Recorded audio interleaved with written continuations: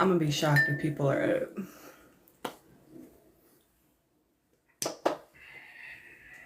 I kind of wanted to go out tonight, but Jessica never hit me up. Hi, Staline.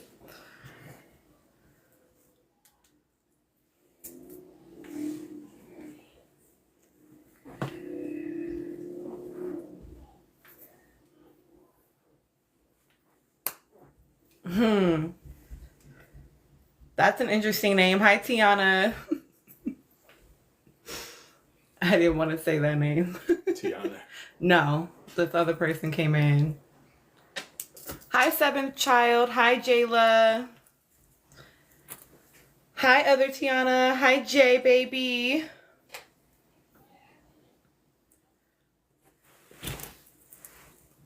Hi, Nakisha. Hi, Siobhan.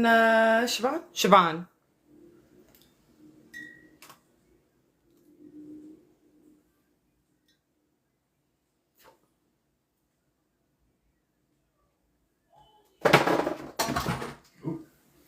Hi, Vera. Hi, Jay Monet.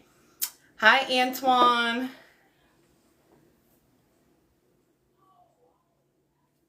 Hello, hello. Welcome in. Hi, Steph. Hi, Tracy. Hi, Kimma. Hi, Stephanie. Hi, Stars. Hi, Starburst. Hi, Barry with the fatty. Hello, hello, y'all. Hi, Ivy. Hi, Sunny. I just finished watching Love Island Games, the last episode, y'all. Hi, Stephanie. Who was on live earlier? I told y'all Toby was gonna go for Andrea. Hi, Sunny. Welcome in, welcome in. I'm only gonna hang out for a little bit. I just started, Ivy. Yeah, I just hopped on. Just hopped on.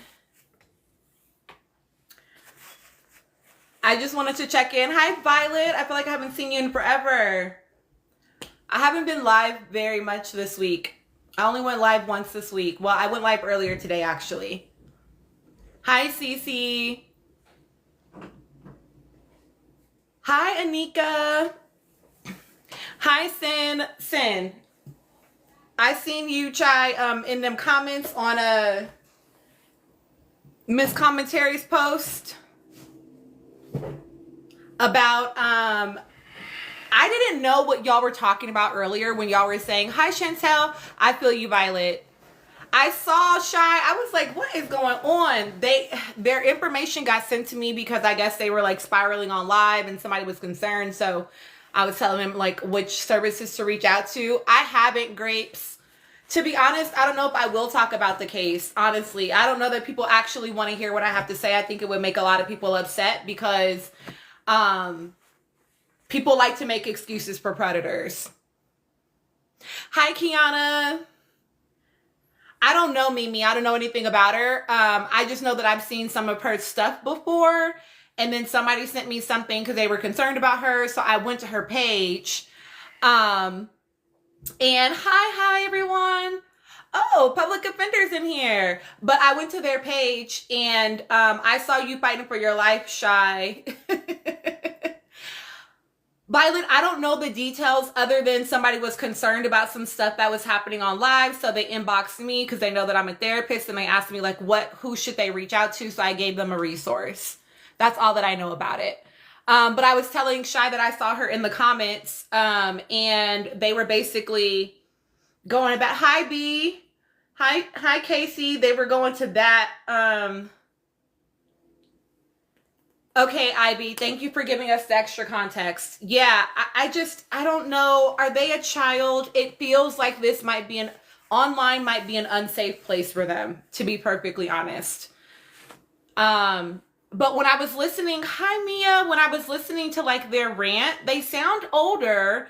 I don't know. Online spaces are not safe for everybody. You really have to tend to yourself. You really have to know what you can and cannot take. You know what I mean?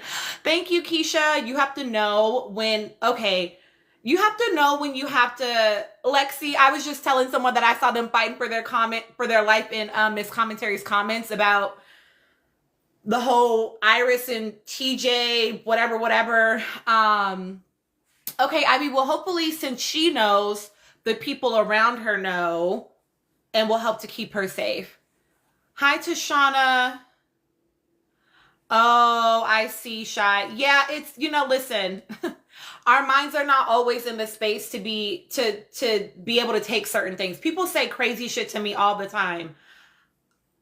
Delete and block, baby, or laugh. You know what I mean? Like, and so if your mind is not in, like, if you can't take it, because once you get a little bit, well, y'all saw earlier in my live today, the person that was trying to rage bait me, right? Like, they want me to be upset by what it is that they're saying to me. You have to learn how to let some shit just roll off your back. You know what I mean? You can't, and if you can't, that's okay, but then you have to know your limits. You know what I mean? You got to like stay out of certain spaces. Hi, Sola. Okay, I see, IB. Yeah.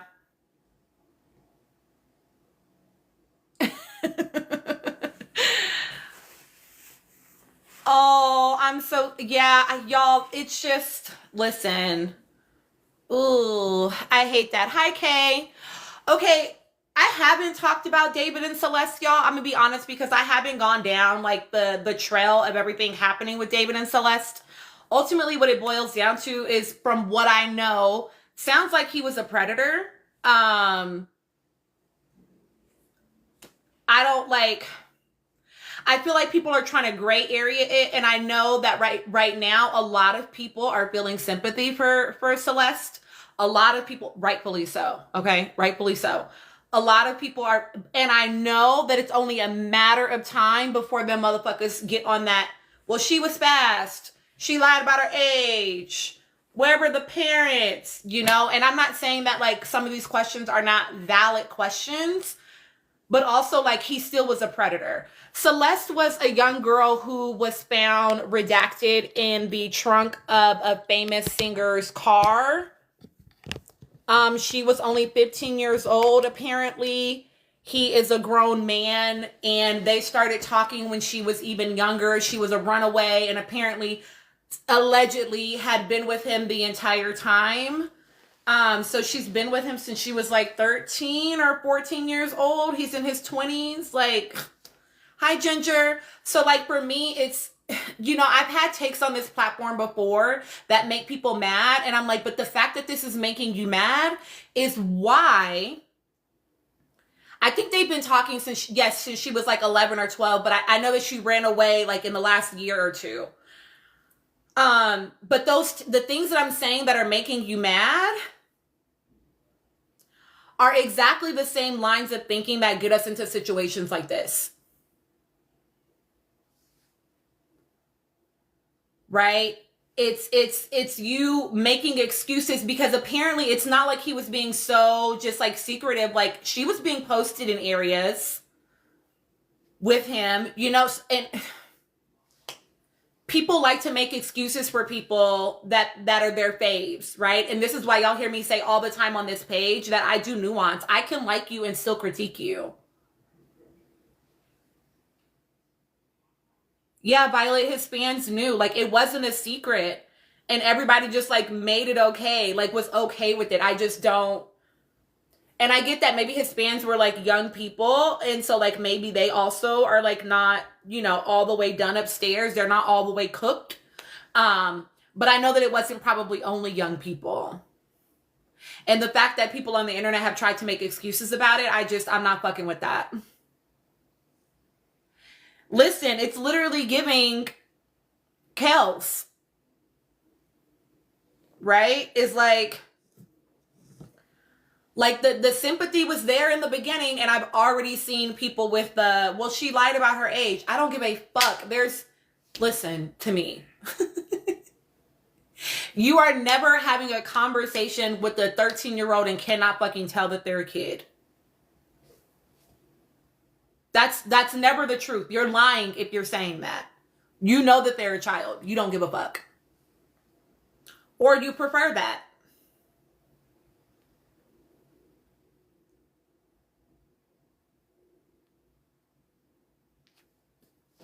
As a girl that had grown men start hitting on me when I was 11 years old,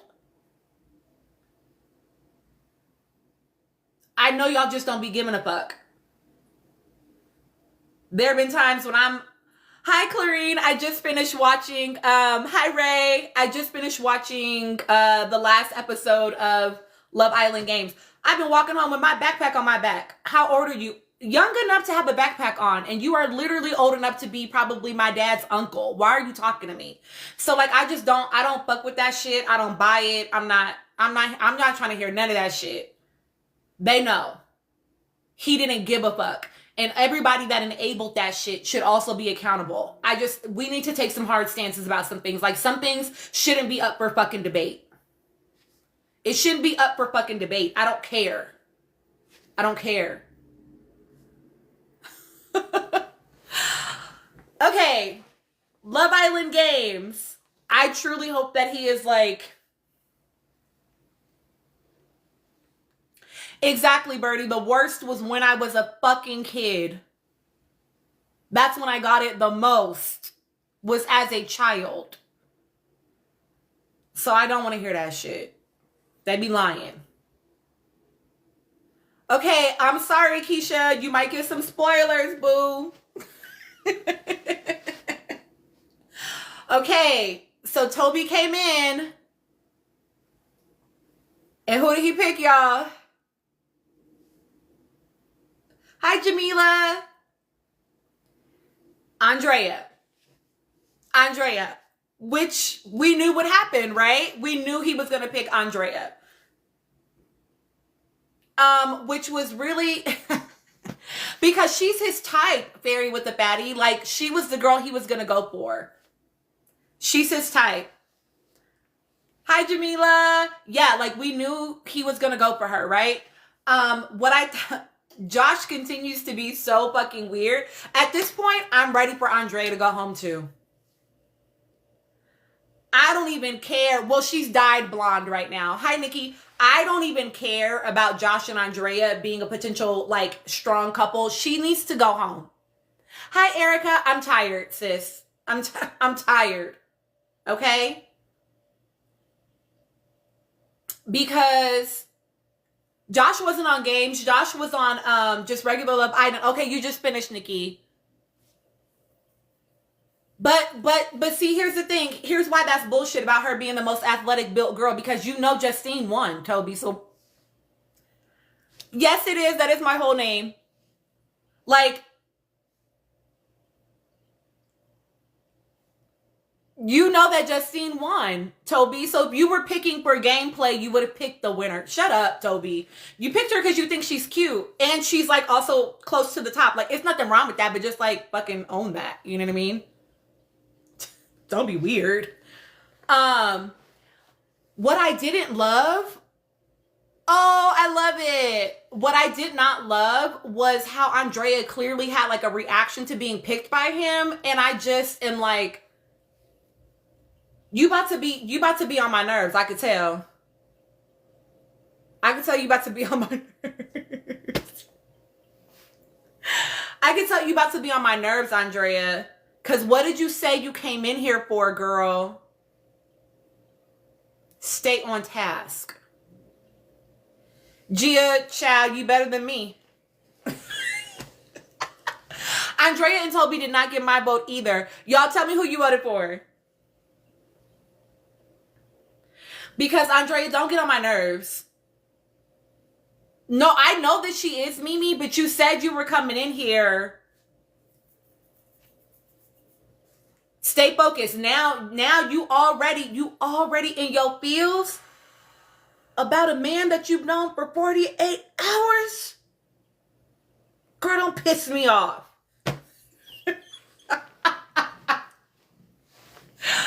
Mert and Celine, Ty and Lucinda. Okay, Jamila, you split your vote. Some people, Andreina. You voted for Tyreek. Okay. Tyreek and Lucinda.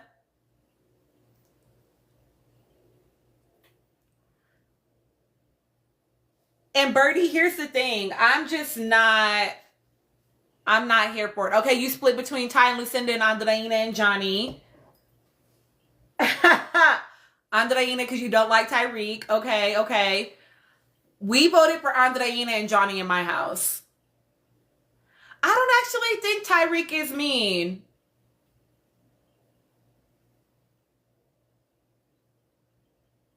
I don't think it's mean. I think it might be rude, but it's not like mean spirited. It's just rude. To me, that's a little different. Because when you're being mean, there's a level of like malice to it, right? I think he's very blunt, and that can be perceived as rude. You don't like his posture, Chrissy? You mean Tyreek's? You're here to be spoiled because you can't stand.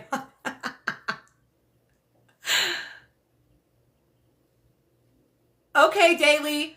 I know that people feel that way, that he's mean. I haven't, whoever he was on UK, for now, I haven't perceived him as mean. I've perceived him as rude. The games are so tense, you have to look away. I think I like the competitiveness of it. I will say that a couple of people are pissing me off because you're clearly losing the plot. Like, the point of the games is to win the money.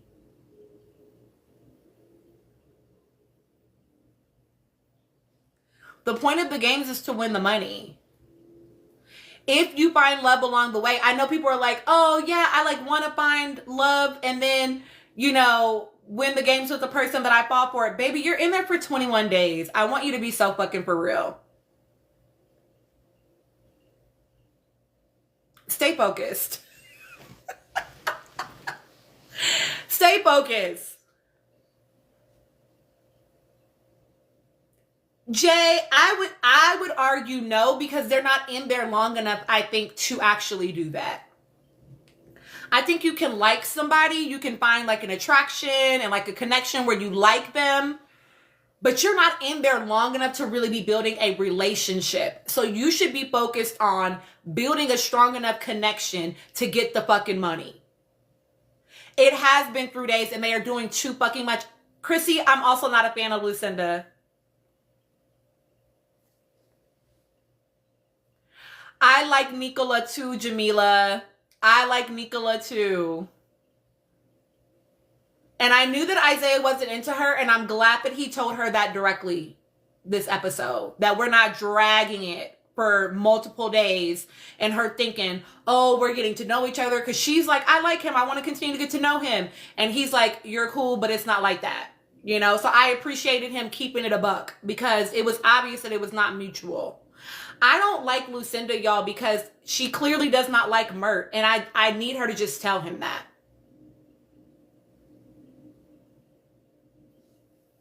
I need her to just tell him that, to just be honest. Hi, cheeky baby. Rather than telling everybody he's attractive, he's nice to look at, and then letting herself get like, as the girl that have had men that I'm not attracted to apply pressure, and then you feel forced to just kind of go along. Like, girl, don't do that. Don't do that. Hi, just stand up, boo. It's okay. If you're not attracted to him, that's okay. But just be honest and move around. And so for me, I'm ready for Mert to go home.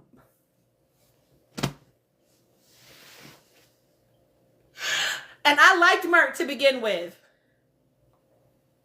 I liked him well enough to begin with, but he's clearly gonna stay stuck on Lucinda. He's gonna keep applying pressure because I think that he thinks that that's like endearing or something.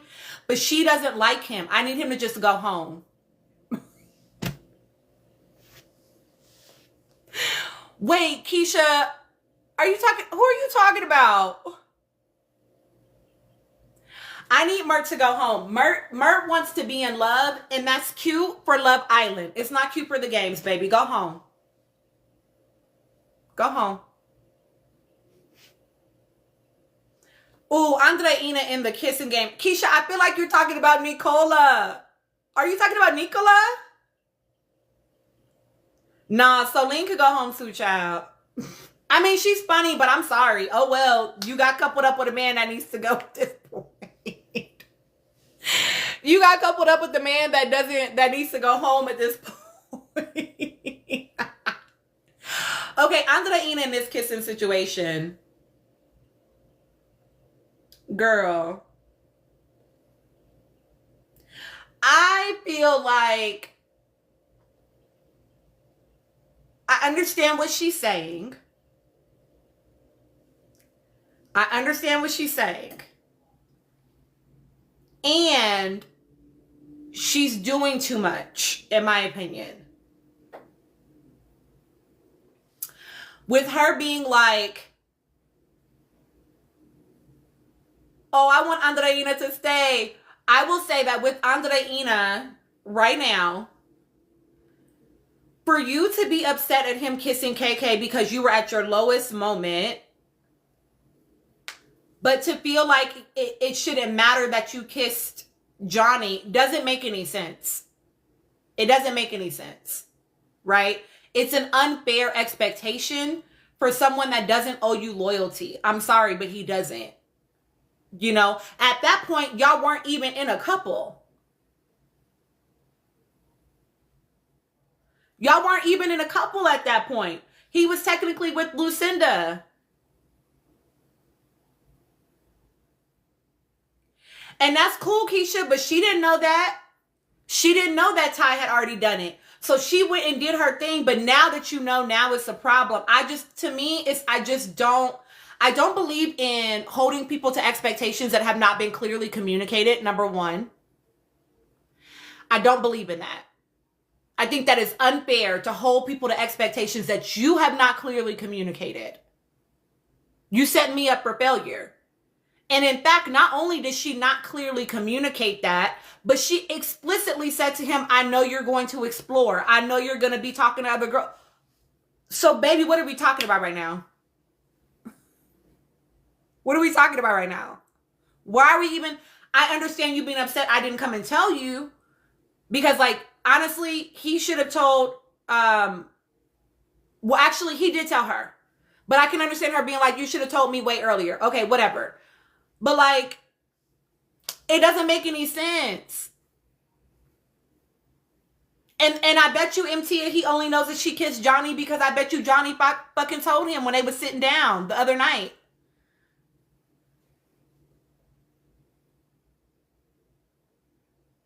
I don't remember him saying that he knew Johnny and Andreina had a past. I don't remember. Y'all tell us if he did. Hi, Daya. Okay, yeah. So, okay, yeah. So she told Lucinda and Lucinda told him. Either way,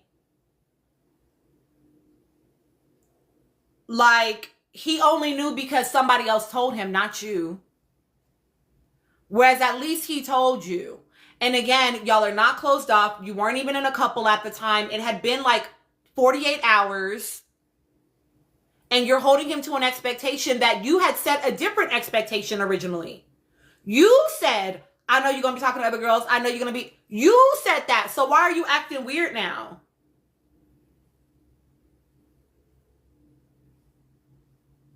It don't make no sense. Hi, Nay. So it's like, girl, I wasn't hearing none of that shit. I wasn't hearing none of that shit from her around that. Personally. You feel me? I can understand her being like, she felt like the timing was shitty. Okay, fair. And just communicate that though. Just say, I feel like your timing was shitty, but ultimately I understand, like, we're not closed off. We're, you know what I'm saying? Like, she could have said that. I haven't talked about Kendall yet. I mean, she is hot. Most people do want her. She needs to play well in the games. And that's the reason why, y'all, that's the reason, hi Ty, that's the reason why I'm ready for Mert to go. I didn't like how Mert played the game today. I'm gonna be honest.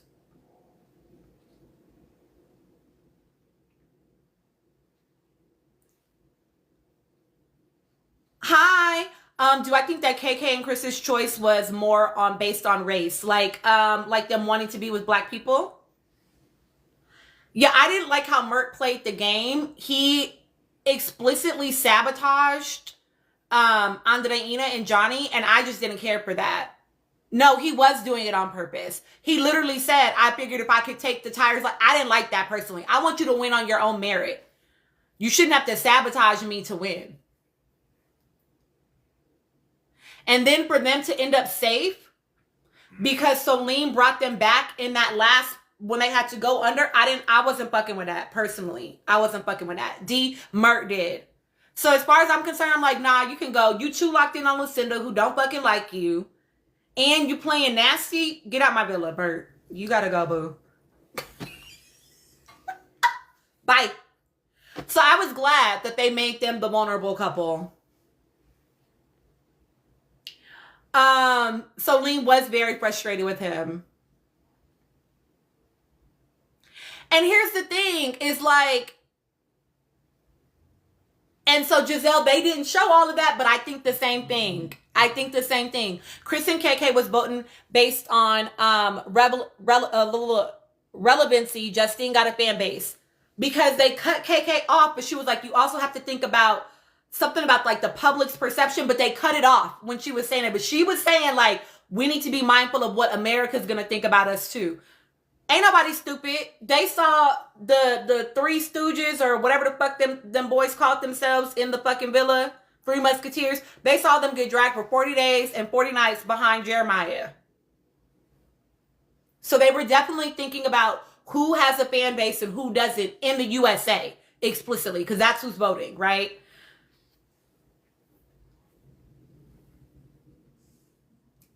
I haven't talked about Kendall. Kendall is a weak link. And Garby, honestly, y'all, thank you, Gigi. I feel like Garby is going to have to come up off the client list. Listen.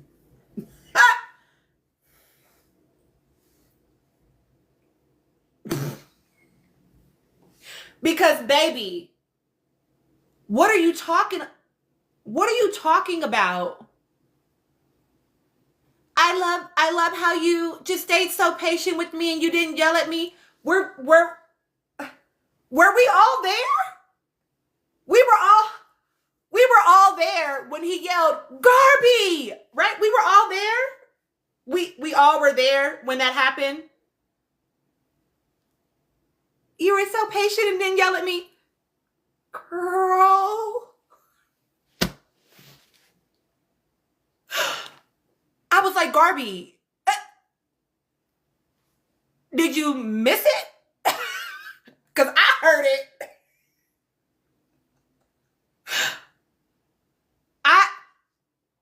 Listen, if Garby wasn't looking like her nose was wide open. No, it was during the game. It was once they buzzed it again. And he was like, Garby! And that pissed me off. That's why I remember it. Because I was like, what the fuck? You the weakest link. Why you yelling at her? That made me mad. So it's like, you know, it resonated for me. And then the fact that he wasn't keeping it cute during the other game. When they just did the couple challenge. Like, I don't like the way he talks to her. The fact that she's not clocking it is like, okay, baby, you gonna have to go home too then. Because your nose can't be wide open for somebody that's to the point that you're not even clocking what he's actually, his tone of voice when he's talking to you. No. He thought you were going to be a strong competitor. So he was glad to couple up with you for that. And then as soon as, he feels like you're not doing what you need to do, now he's talking to you crazy. No, baby. She definitely wet behind the ears. That milk is just, it's right there. Because no, we're not doing that. You're not talking to me like that. And then I'm being like, oh, I just love how patient you were with me. The fuck? I thought she was using him too, but she appears to be all up in that motherfucker. And I can't. I'm too old to tolerate certain shit. I can't. I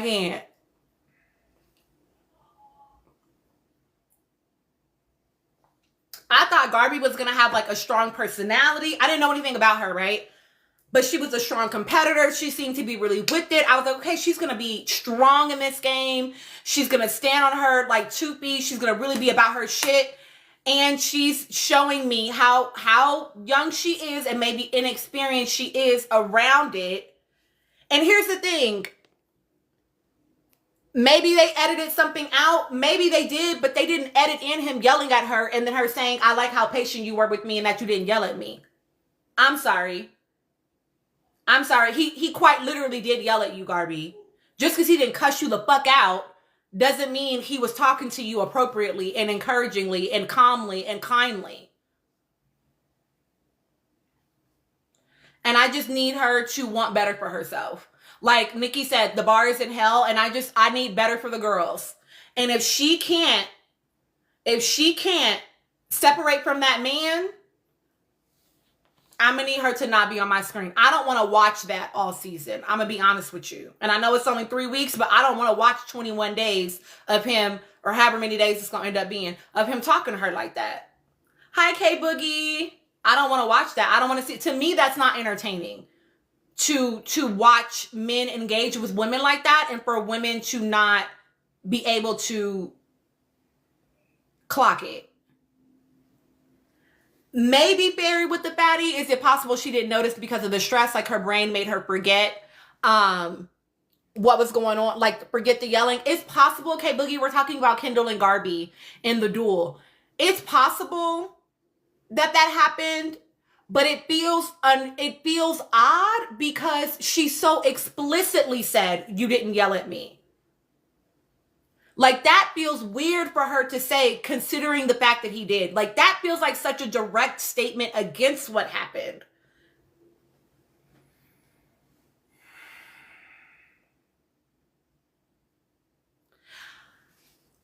Also, here's me throwing out a lifeline and saying maybe we keep Garby. Here's my grace. Here's my grace, okay? Maybe she does know that he yelled at her, that he got frustrated with her, that he was upset, and maybe she explicitly said that to him to see how he would respond, to check his temperature, to see if he's a liar. I'm stretching, but I'll get that to Garby.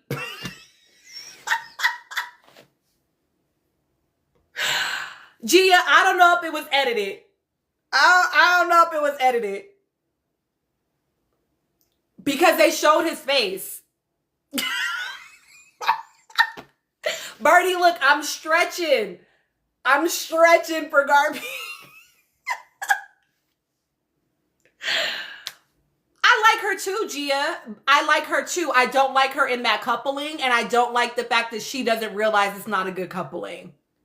And I know it's only been a couple of days, but for her to be so explicitly missing, like it's to me, it's the fact that he was very obviously frustrated with you. And then her saying, I like that you didn't get frustrated with me. Like that to me is like the crazy making. Where it's like, that's not fun for me to watch. That's not fun to watch. Oh, Tia, Toby was always gonna go for the most exotic looking girl there that was fair skinned, which was going to be Andrea. Who would I like to see her with, or who would she work best with? Exactly, Dee. She didn't have to say that. Who would I like to see Garby with? Of people that are in the villa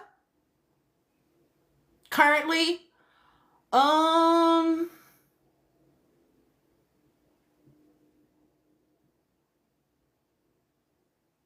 I think she would work well with Johnny. I think she will work well with Isaiah. I know it is slim pickings.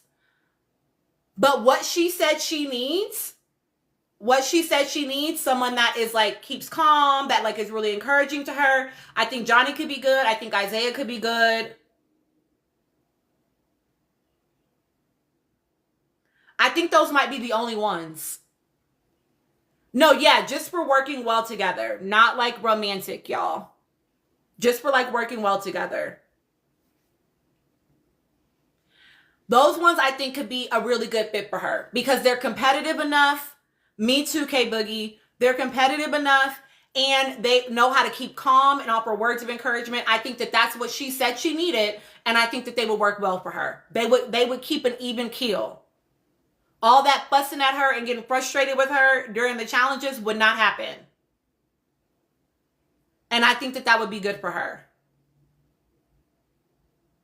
Of who we have in the villa right now. I agree, Jay Holly. Oh, Magic Mood. I wonder why. Oh, his intro. Are you saying because he said he cheated with quotations? A lot of people didn't like that.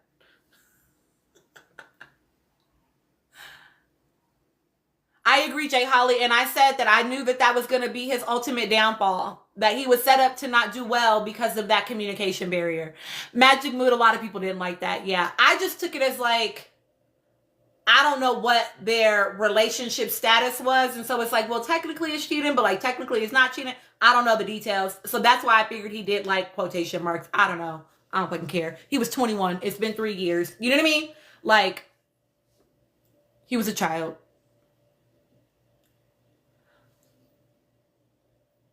Exactly, Gia. Friend couples can win the games. I need them to lock in. KK also losing the plot a little bit. She keeps asking the men what they're there for that she's into, and I want them to just be honest. I want them to be honest because Ty got the closest. He's like, yeah, like, I mean, ideally, I would like come in and find a girl and we will win together, but like, I do want to win the money. Like, you know what I mean? Like, I appreciate that honesty. I need everybody else to be fucking honest. Who do I want to go? A couple of people. But do you just mean out of the ones that are in danger right now? Well, yeah, even Toby, when Toby was like, I'm in here for the money, and he's like, oh, no, wait, I'm here for the love, and then the money second. Like, no, just say what you in here for, which is the money. That's cool, because it's girls in here that's what they want too. So couple up, be strong, and get to the end. I don't care if all you have is a strong friendship connection. And this is why I'm glad that America is voting this time. Because I know what Chris and KK said, and I do think that social perception mattered to them. But them saying, oh, we boiled it down to like who has the strongest like romantic connection at this point, blah, blah, blah, blah, blah. That's not what we're doing here right now. I would appreciate more you being like, you're the biggest threat to me winning, so you got to go home. Be honest. We're not here for your romantic connection to be strong. Nikki, do I think that their strategy, you mean like Chris and KK strategy? I think that that was a good strategy because I think that they know that Soleil and Mert have the least amount of like US fans and we're the ones that are voting. So they'll stay in our good graces as the voters. I agree, Natanya.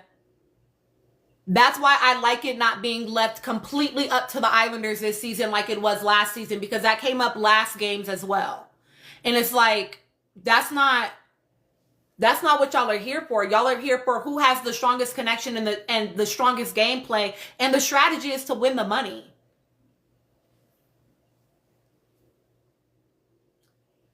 Exactly.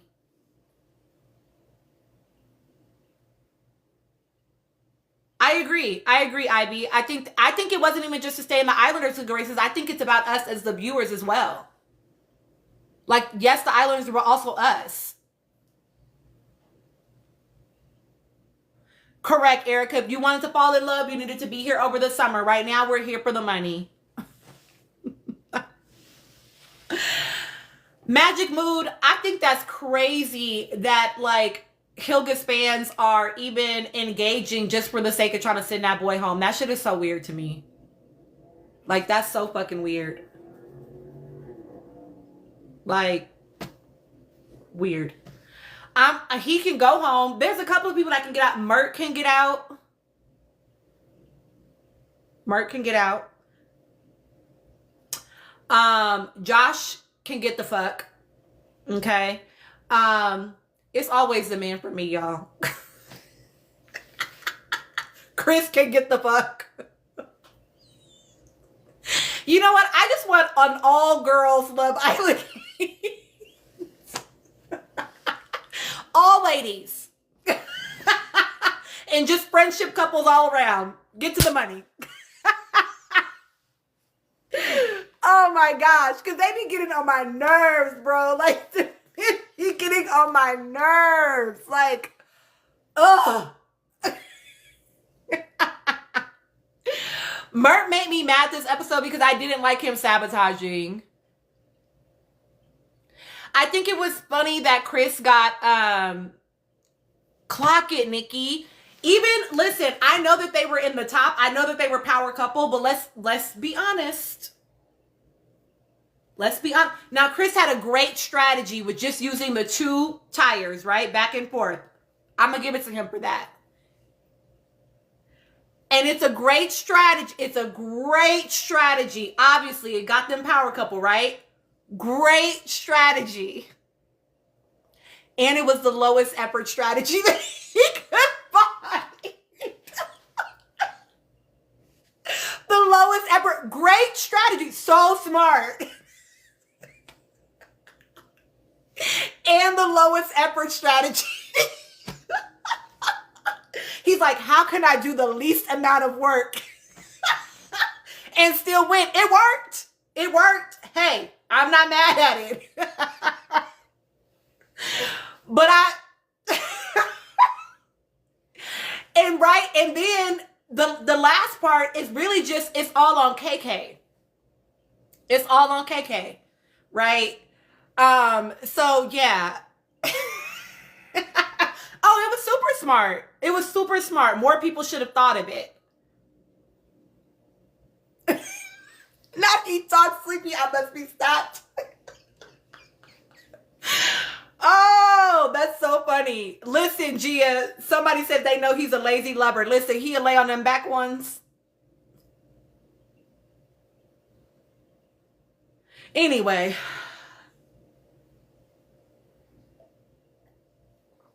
Okay, I will say about Chris turning on KK.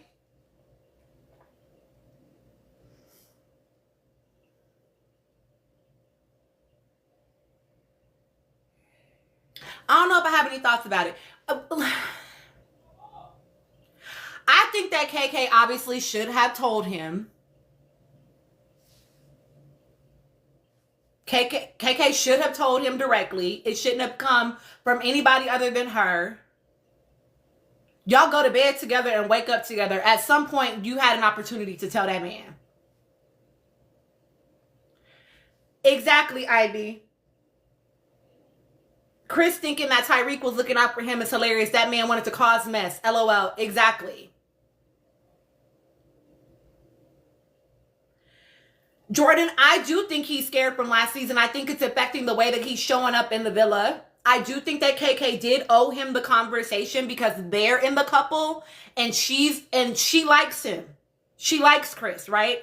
It would be one thing if they were clear, we just in a couple to be strong together and win together. But she likes him and he likes her back and they know that about each other. So yeah, she should have had a conversation about it. You know what I mean? Oh, exactly, Jay. Exactly. He was waiting on her to do something. See, I knew it. I knew it. I think he's just low effort, y'all. It's just he's low effort.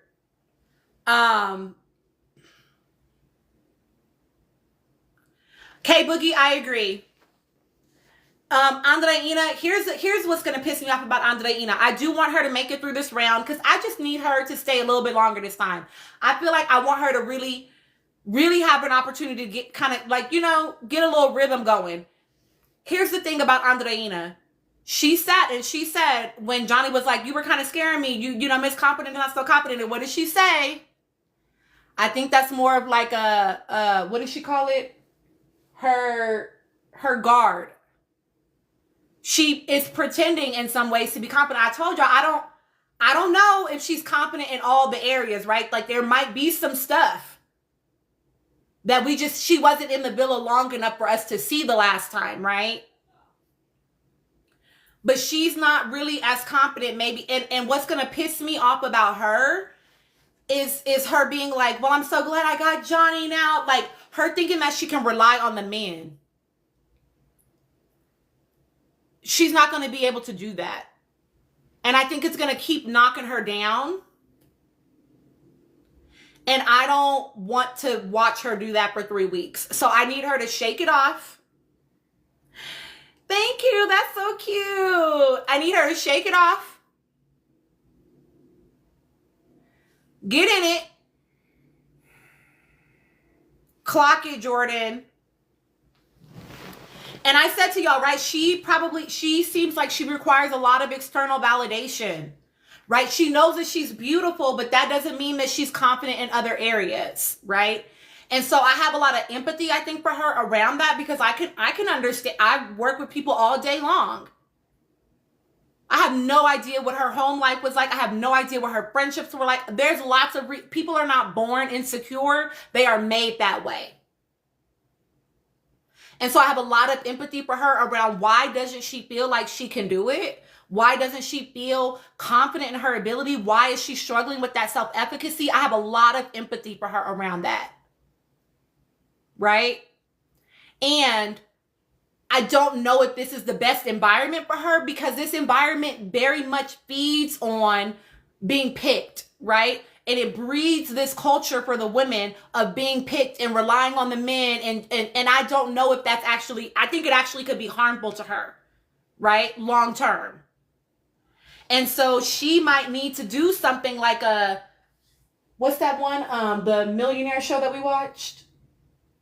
The one where they have like the $1 million in the suitcase. Secret something. And they have to like move it around and you never know who the millionaire is and you have to strategize. I think she could do good in a show like that, because she would have to rely on her wits and her ability. Like that would give, like, I think a big confidence boost to her.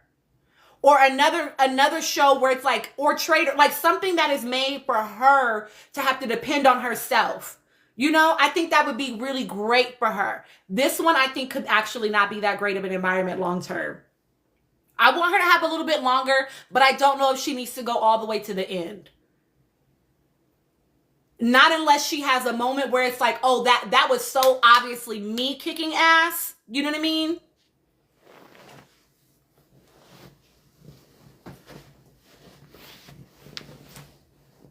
I agree, Gia.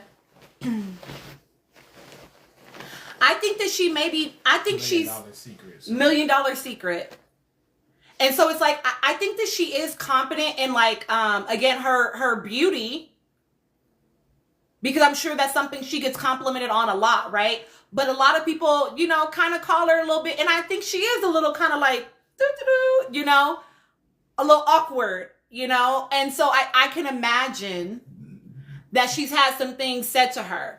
And, you know, let's just keep it a buck. A lot of times people will see someone that is attractive and assume immediately that they're stupid, right? You must be dumb because you're cute, right? And I can imagine that hits her confidence. And I think that that's what we're watching show up. And I actually don't love that for her long term. I want her to make it through this round, but I don't know if I care for her to actually stay the whole time. Exactly, Gia. Exactly. You were hoping she would couple up with Charlie, K-Boogie? Oh, people underestimate her a lot, Barry, with the fatty. And if people say things enough to you, you'll believe it even when it's not true. Especially depending on who it's coming from. You know? And so I think she and so you learn to lean into the superpower. You learn to lean into the superpower of, okay, y'all think I'm stupid, but you acknowledge that I'm beautiful. So I'm going to lean into that superpower of my beauty and using that to get what I want, right? And I'm not saying that all of this is true about her explicitly. I'm saying that this can happen. And so it wouldn't shock me if this is part of what is coloring her experience in the villa right now.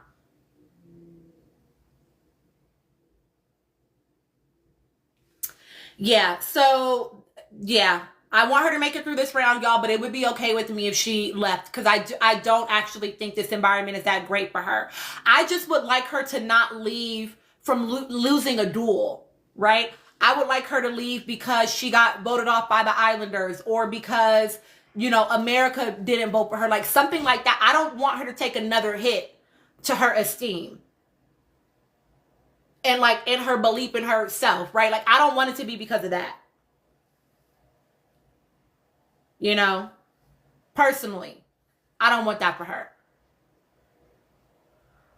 Like Garby, someone like Garby, if she like lost on a duel and that's why she went home, Garby doesn't strike me as someone that would be like, oh man, I just suck as a person. Like I'm just not good at this. Whereas Andreina, she might have that story play in her head.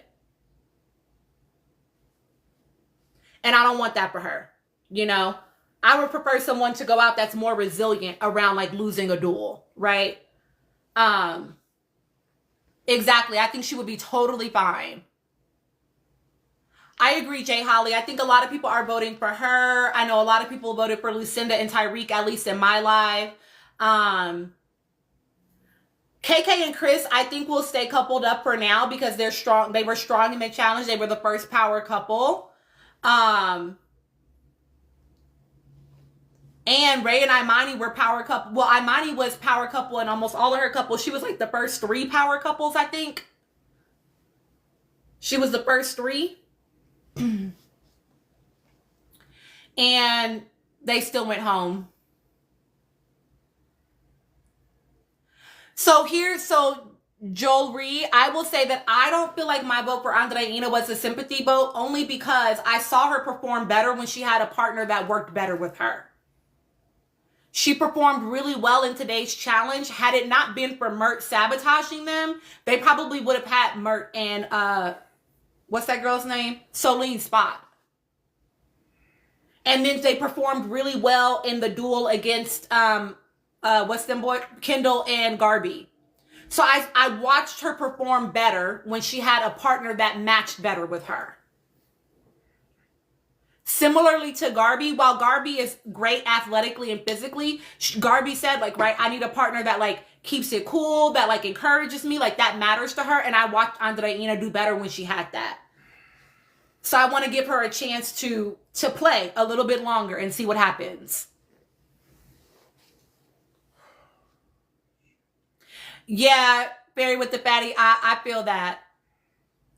I think he does 2D. I'm not going to lie, though. I do think he was curious and, like, concerned about her not feeling confident in herself. I do think that he did pretty well with, like, words of encouragement with his partners last season. So I do think that, like, he'll continue to bring that to their coupling, which I think will be good for her and them as a couple. Because, like, I would bet that if we knew what the numbers were, that Mert and Solene only barely beat out Andreina and Johnny. I bet if we saw the numbers, it would be only barely. And that's really only because Solene brought them back in that second portion. But Mert explicitly sabotaged them in the first part with the tires. Exactly, Natanya. Exactly. Okay. I think KK is going to stay coupled up with Chris for a little bit longer. They are a strong couple together. I'm curious what happens when the challenge gets to, like, the men having to do the work. So, like, I don't know who watched last season, but, like, they had a, okay, ask it, K-Boogie. They had a challenge last season where the women had to put on, like, mermaid tails and, like, swivel up to, like, get little words and then bring them down, and the men had to, like, stack them, and they had to, like, maintain their balance and maintain the balance of the thing. So the men have to work a lot harder on that one versus, like, flipping the tires or whatever. The women do a lot of the work. I'm not even going to hold you. But I'm curious to see how they do when there is a challenge where it is you both have to put in, like, an equal amount of, like, labor and work.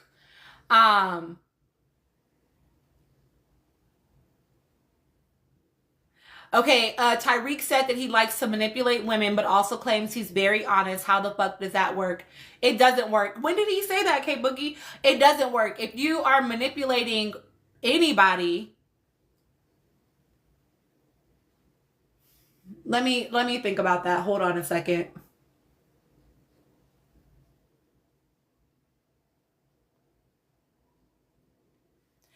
I'll say this. I'll say this. Manipulation is not always a lie. So I don't know how he manipulates, but it's not always like for instance, him going to Chris and saying, I just want to let you know that we kissed in the bathroom, blah, blah, blah, blah, blah. He was being honest, but he also was manipulating the game. Does that make sense? So you can be honest and still be manipulating people. So just because you're a manipulator doesn't mean you're lying. It just means that you are crafting the situation to be what you want it to be, to work into whatever outcome you want. Does that, okay, that makes sense. And so if he manipulates in that way, he's not telling a lie technically. Do I think he really likes KK? I think he's attracted to KK for sure. I think he's attracted to her, absolutely.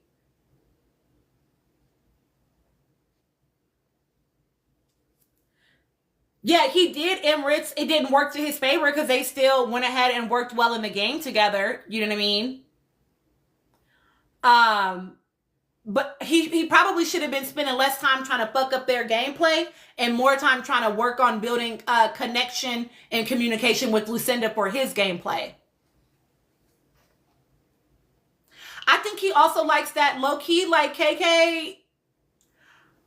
I know that she's like eyes wide open, you know, nose spread, all that behind the man. But like, she also is very much like, I'm gonna do what the fuck I want to do. And he likes that, I think, about her.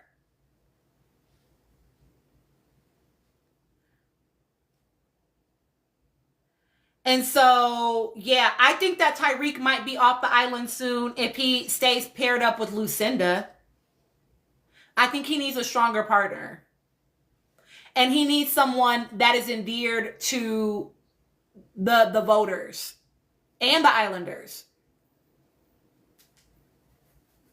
Yeah, exactly, Jay. So, like, I don't know, again, I don't know if y'all watched last season, but Johnny and Jess, they were a fucking mess. Okay? A fucking mess. They would be bickering. She'd be going off on him, but he liked that shit. And so I think that Ty likes the fact that she can like kind of go toe to toe with him about some things. And she is actually on the same page with him a lot. Her name was Jess, Keisha. She was from Australia, Love Island, Australia. A lot of people do like Ty though, Gia. A lot of people do like Ty. They think he's entertaining. And honestly, I agree with them. I think he's good he's the right amount of mess for the island.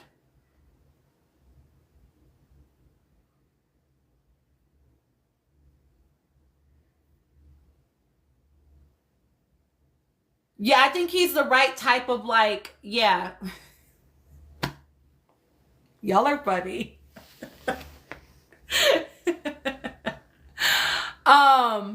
Yeah, I don't think he has proven that he's a strong competitor outside of the very first challenge, and a lot of that was because Josh was finding his hearts. I do know who you're talking about. Y'all are funny. So yeah, I think Tyreek is actually pretty entertaining. I feel like Toby immediately, he's going to get on my nerves. I already know. And I know that Josh and Andrea are going to get on my nerves about this coupling.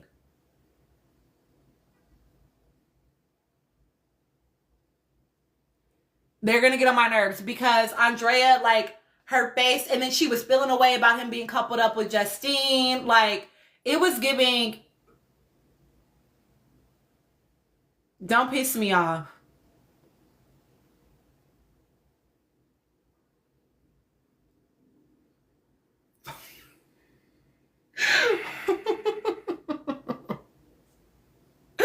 Not Johnny Appleseed. I can't.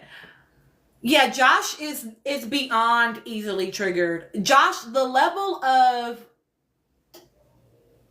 and this is what I find unattractive about Andrea as far as like why I don't want her to be on my island. I don't like how possessive Josh is already. And the fact that she thinks that shit is cute, I'm gonna need you to go home. Bye. Pack it up. Like, I can't. That's not adorable. It's not cute. No. I don't like it. Personally. It's giving toxic. It's giving calm down. It hasn't even been a week. Relax. Oh my God, Giselle. I told Chris, I was like, if he say that shit one more fucking time,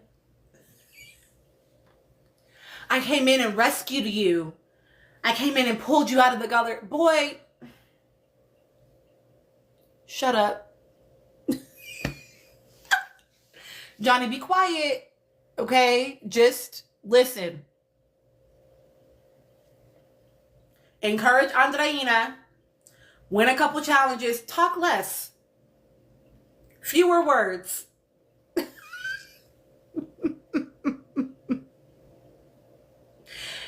And that part, D.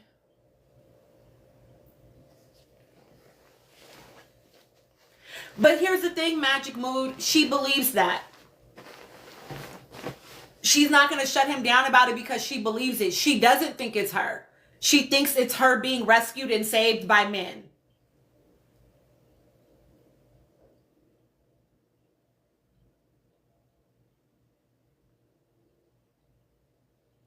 And so, yeah, I need her to have a shorter, like, I want her to make it through this round. And I don't want her to stay for too long. TT, I finished it. Wednesday was the last episode, right? It's over, right? Please tell me it's over. Ain't no more fucking episodes coming. Because I finished it if that's the case. I don't want no more goddamn episodes. Don't you put nothing the fuck else out. No, I refuse to believe that, Delilah. Or Dahlia. I refuse to believe it. I rebuke that.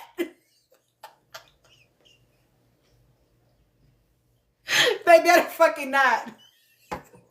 No. I don't see your comments. No.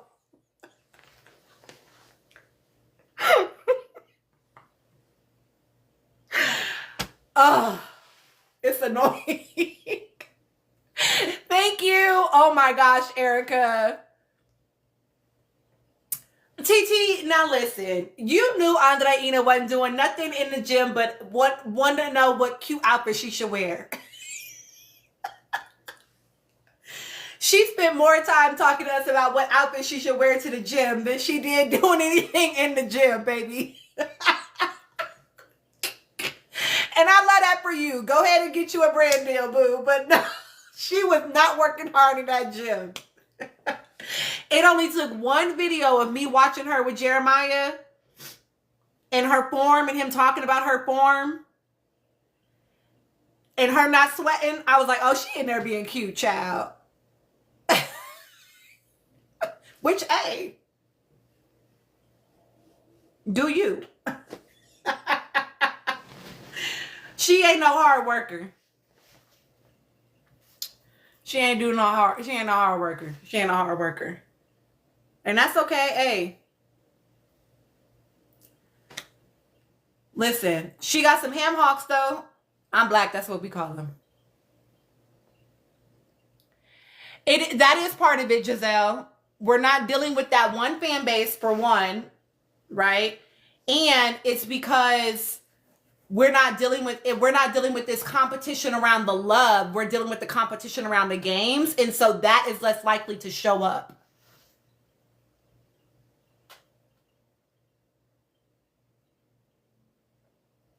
You love KK and Chris's power couple. I am when they come back, the Mormon girlies. I watch them. I watch the Mormon girlies, the Mormon wives, the Secret Lives of Mormon Wives. So when they come back and when Real Housewives of Potomac comes back, I will be making videos about the episodes. Them girls are cray cray. That mama, what's her name? The one that blew up and made them famous, y'all. Y'all know who I'm talking about. The one who told the story about them swinging. Her mama,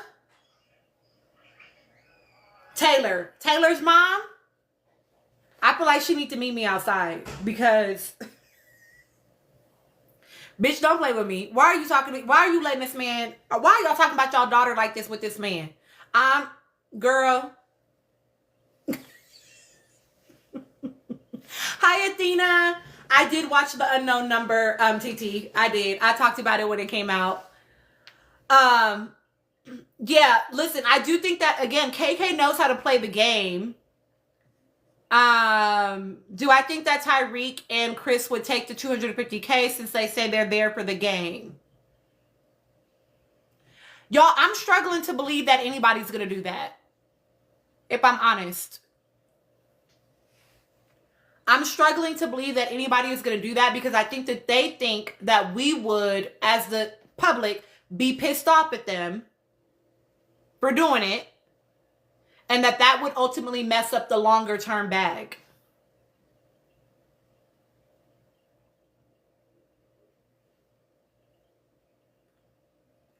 That's what I think, Giselle, is that like people, unless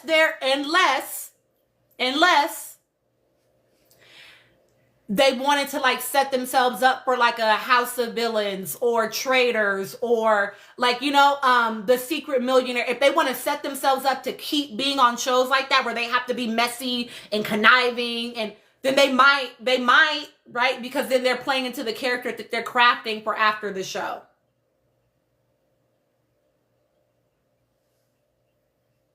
But if their goal is to like be ingratiated to us as the public so that we'll buy all of their shit or whatever because they're focused on brand deals, then I think they're going to struggle to take the money. Did y'all see? Keisha. Did y'all see on Chris's fucking overseas?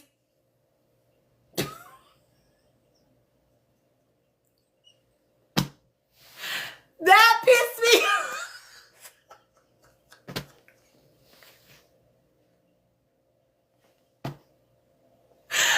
I'm like,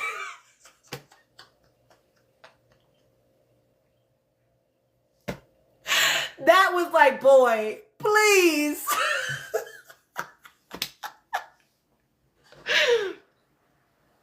Child, K Boogie, he on his what do they call it, baby?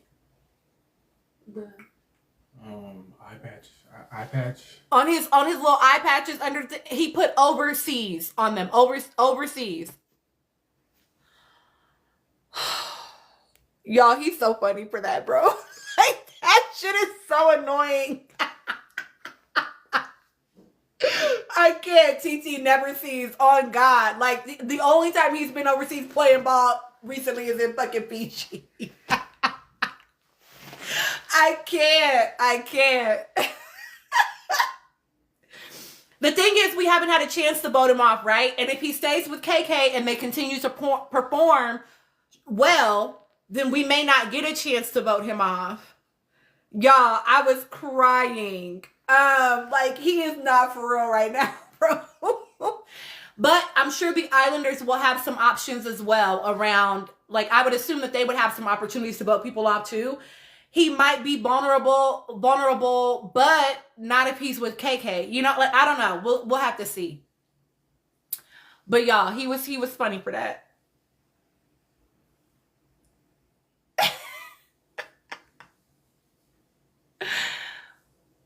Child, I did not hear him say that, y'all. That's so funny to me. I could be making money anywhere.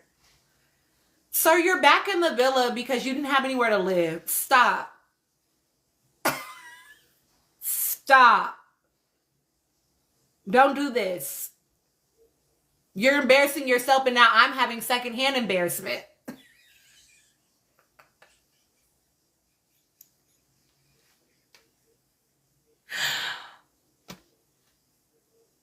A couch asleep, like I'm home. Oh my God, please. Yeah, y'all. I don't know. He's silly. Oh, he said it to Justine. I can't. Justine, when she was like, I was hoping to see you in here, I was like, for what? For what, Justine? Why?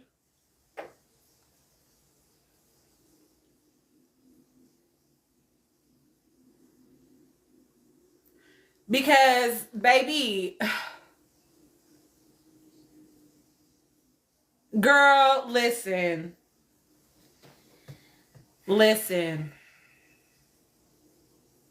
Did you watch his season? You can't possibly have watched his season.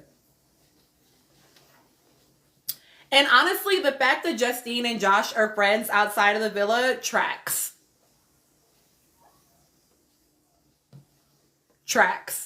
Because he is such a fucking weirdo loser, and she has like an unnatural allegiance to them, I feel like. I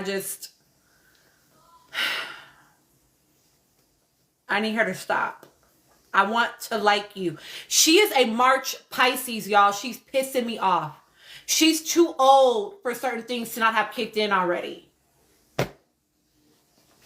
I know we be seeing the best in people, but baby, we at a certain age, we be like, nah, it only take one time. I need her to lock the fuck in. We are the Chatty Nerds. We were just chatting about the last episode. Listen, you know what it is, Emirates? It's fucking Love Island stunted her. That's what it is. It stunted her growth. And I'm mad about it. I don't want her on anymore. I want her to do, if she's going to do reality TV, just do like athletic-based, challenge-based stuff. Charlie should be glad he even got a flight over to Fiji. TT, that's what I think about Charlie leaving early.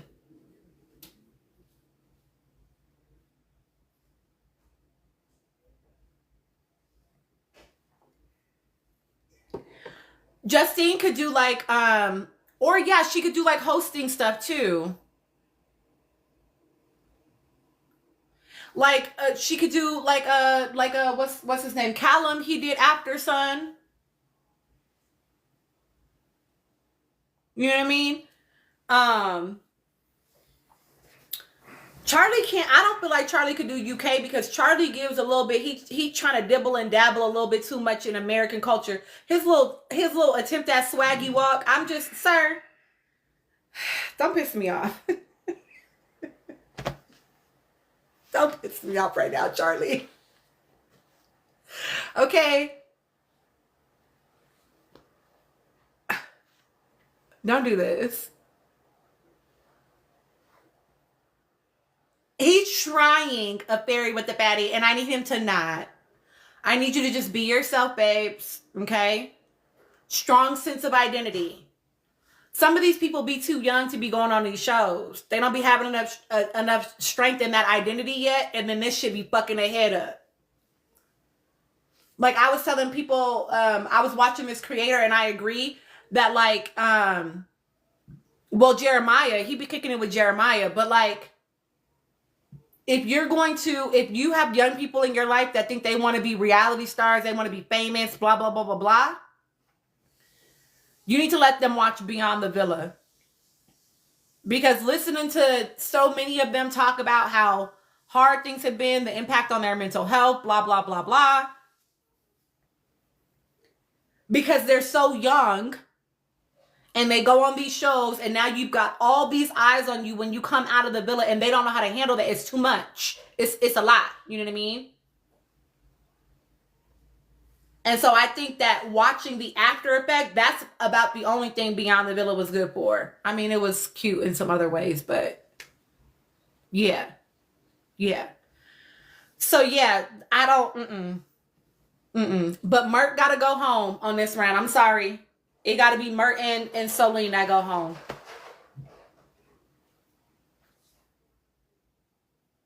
Bye, babes.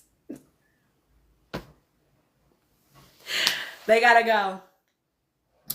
I agree, D. The people who voted for you treat you like Sims. Like, and don't get me wrong, y'all. I love when y'all ask me to like watch things and comment on things. I love that. I really do. Like, y'all DM me stuff all the time. And I like that. And that's not how I just function in my regular life. Like, I'm going to watch you on TV, but then I don't typically care about you once you're like in the regular world. No shade.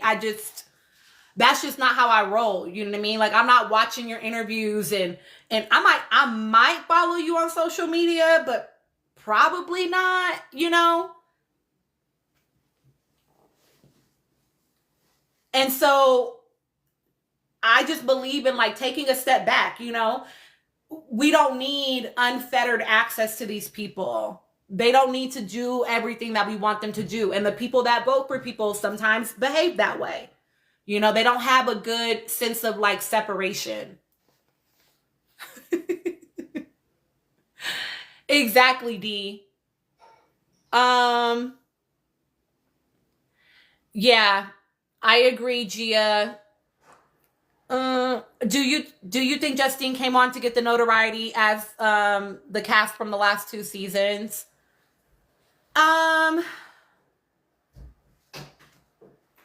I think she came on for the check. Honestly, like, I think that was her driving force. I do think that I think that everybody comes in the villa to some extent with the hope that like getting in front of the camera again will create opportunity for them. And so I definitely could see that being like part of the motivation as well. I agree, Gia. These most recent people, these fan bases are being very weird.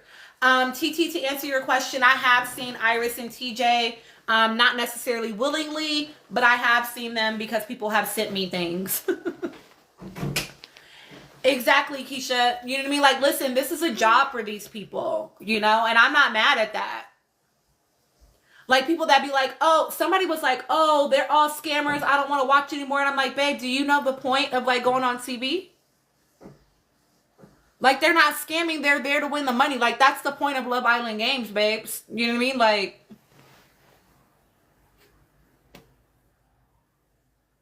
that's what they're there for.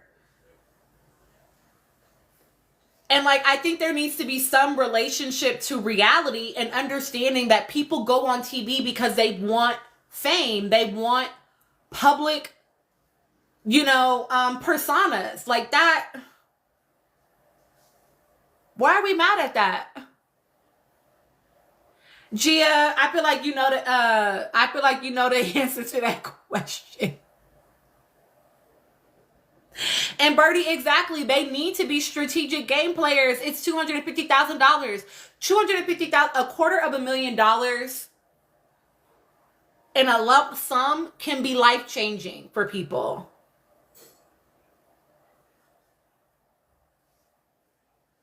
Like, why would we be mad at people moving strategically in this game in order to get access to that?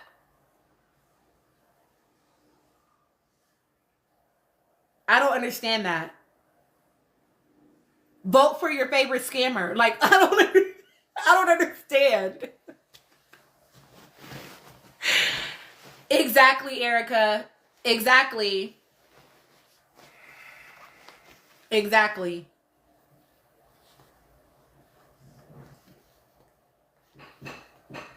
Exactly, Gia.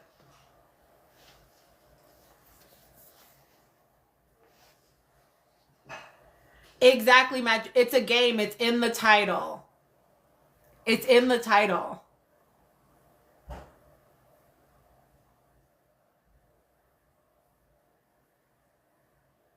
So yeah, I don't. Okay, Boogie, you're so funny for that. Listen, I think that I was watching a creator today that was like, if I was Nick and Alandria's people, I would have told them like, hey, your fan base was built on crumbs. Don't change that now. And I don't know if y'all remember or if y'all have seen Michael B. Jordan's like interview about the advice that Denzel gave him, where basically he was like, don't be on social media posting all the time. Why would people pay to see you in a movie if they can access you all the time on the internet? Like, you need to be in demand in some ways.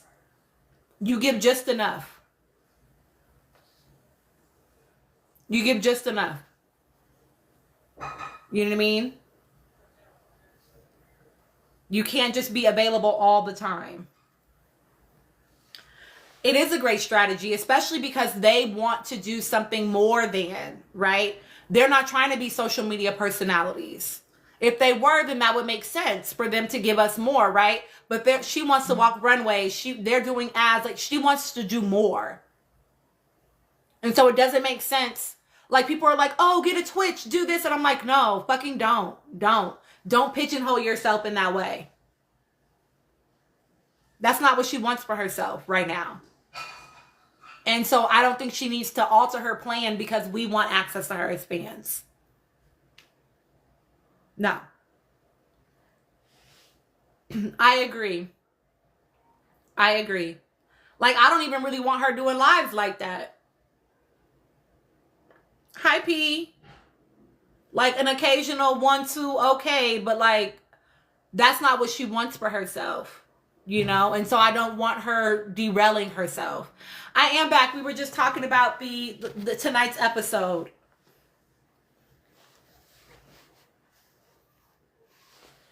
Yeah, I think so too, K Boogie. Because he is a personable, he likes to interact and to engage in this way. Like, I think he actually would really thrive in an arena like this.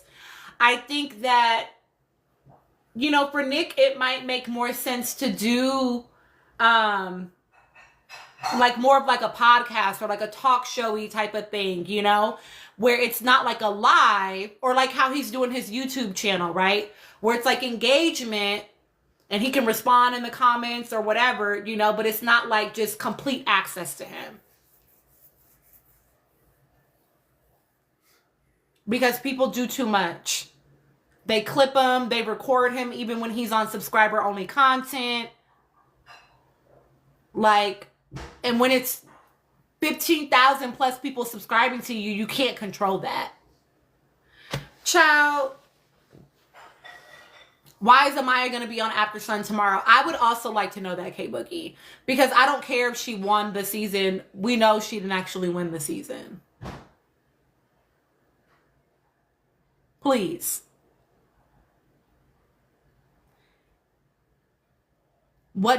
All she's going to do is try to give us more one-liners, and I don't want to fucking hear it.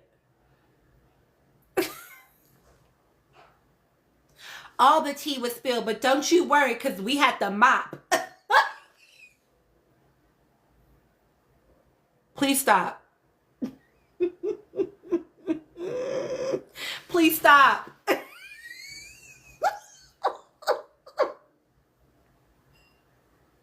She is Magic Mood. She is.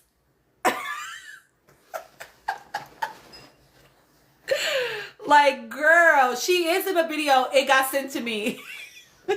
Y'all be keeping me in the loop, okay? Yeah, she was in a video with Cardi B for DoorDash. No, thank you.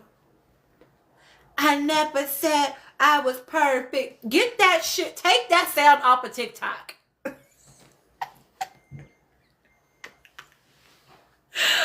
Oh, please.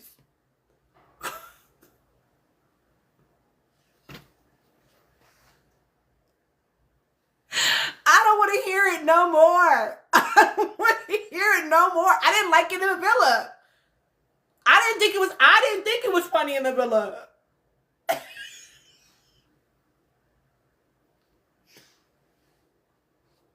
The only one I liked, I'm going to be honest, the only one I liked was If I'm Not Your Cup of Tea, Don't Drink It. That was the only one I liked.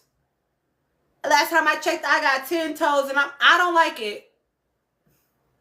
Not funny.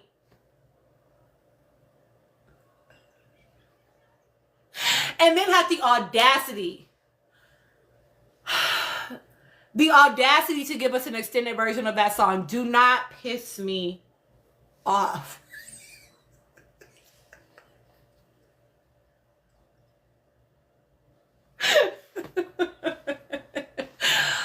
What do I think about Cardi B's pregnancy? I don't really. Oh, I do like that one. We don't want to do it. I do like that one. I do like that one. I say that one sometimes.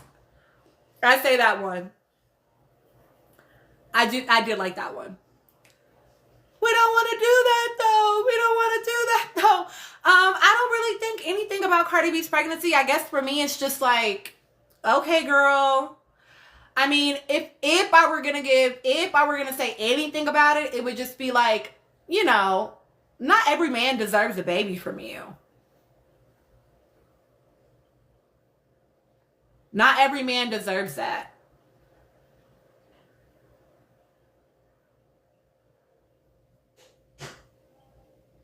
And that would be like the only opinion I would have about it would be that. And the only reason why I even have that opinion, y'all, is because Cardi had a baby with that one boy.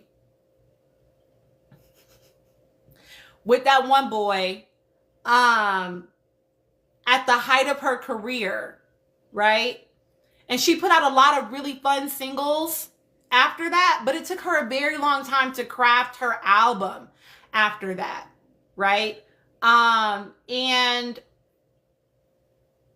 it's because she was pregnant very often during their time together, and she spent the entire last pregnancy going through that divorce, and exactly, he derailed her career. I do not like.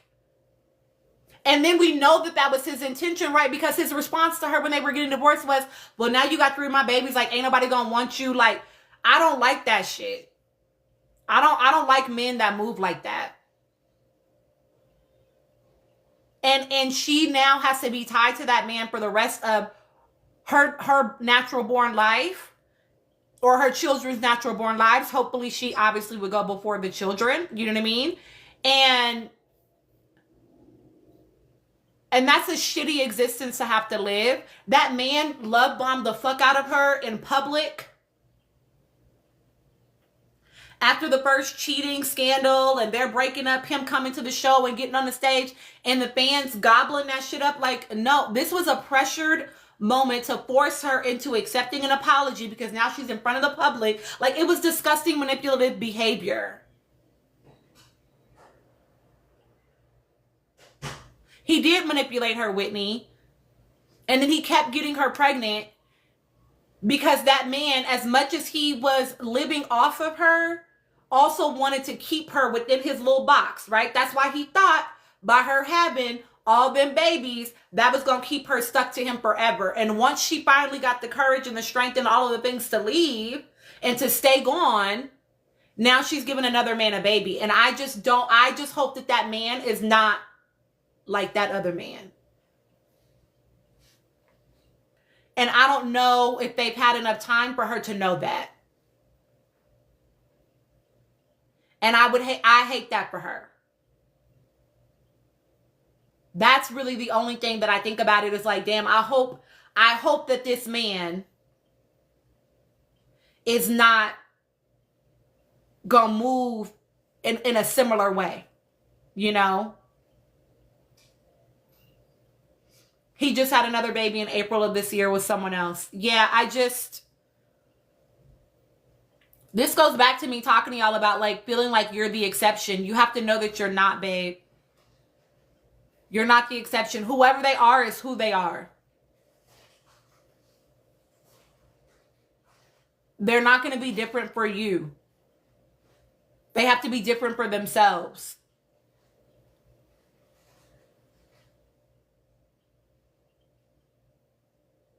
And people be like, well, she has all this money. She has all that money. Like, it's fine. Y'all know that it takes more than money to raise a child, right?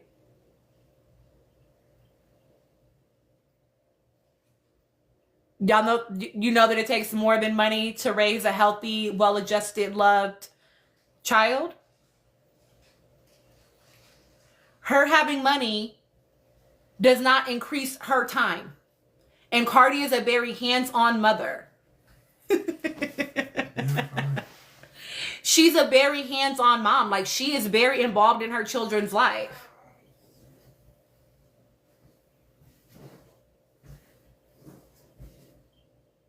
Now, Nick Cannon, he needs to meet with somebody that can snip him. That's what he needs to do immediately.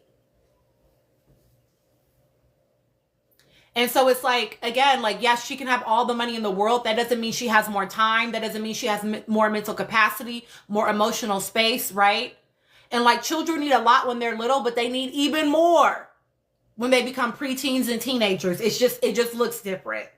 And and no shade to y'all, because I have no idea if your parents in here. I'm not trying to be shady. I don't know. Okay.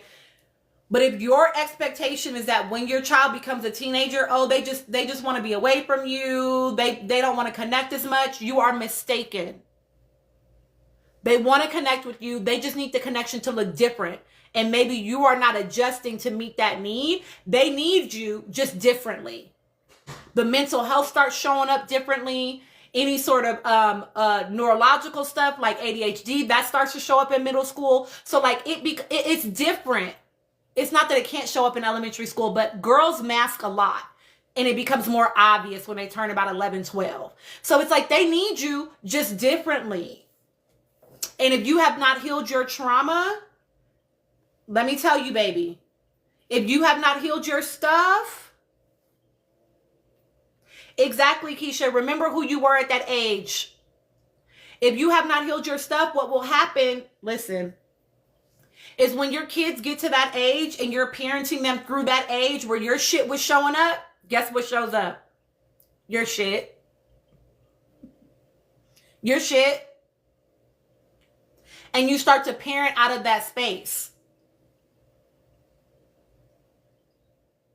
And so having money is not going to resolve that.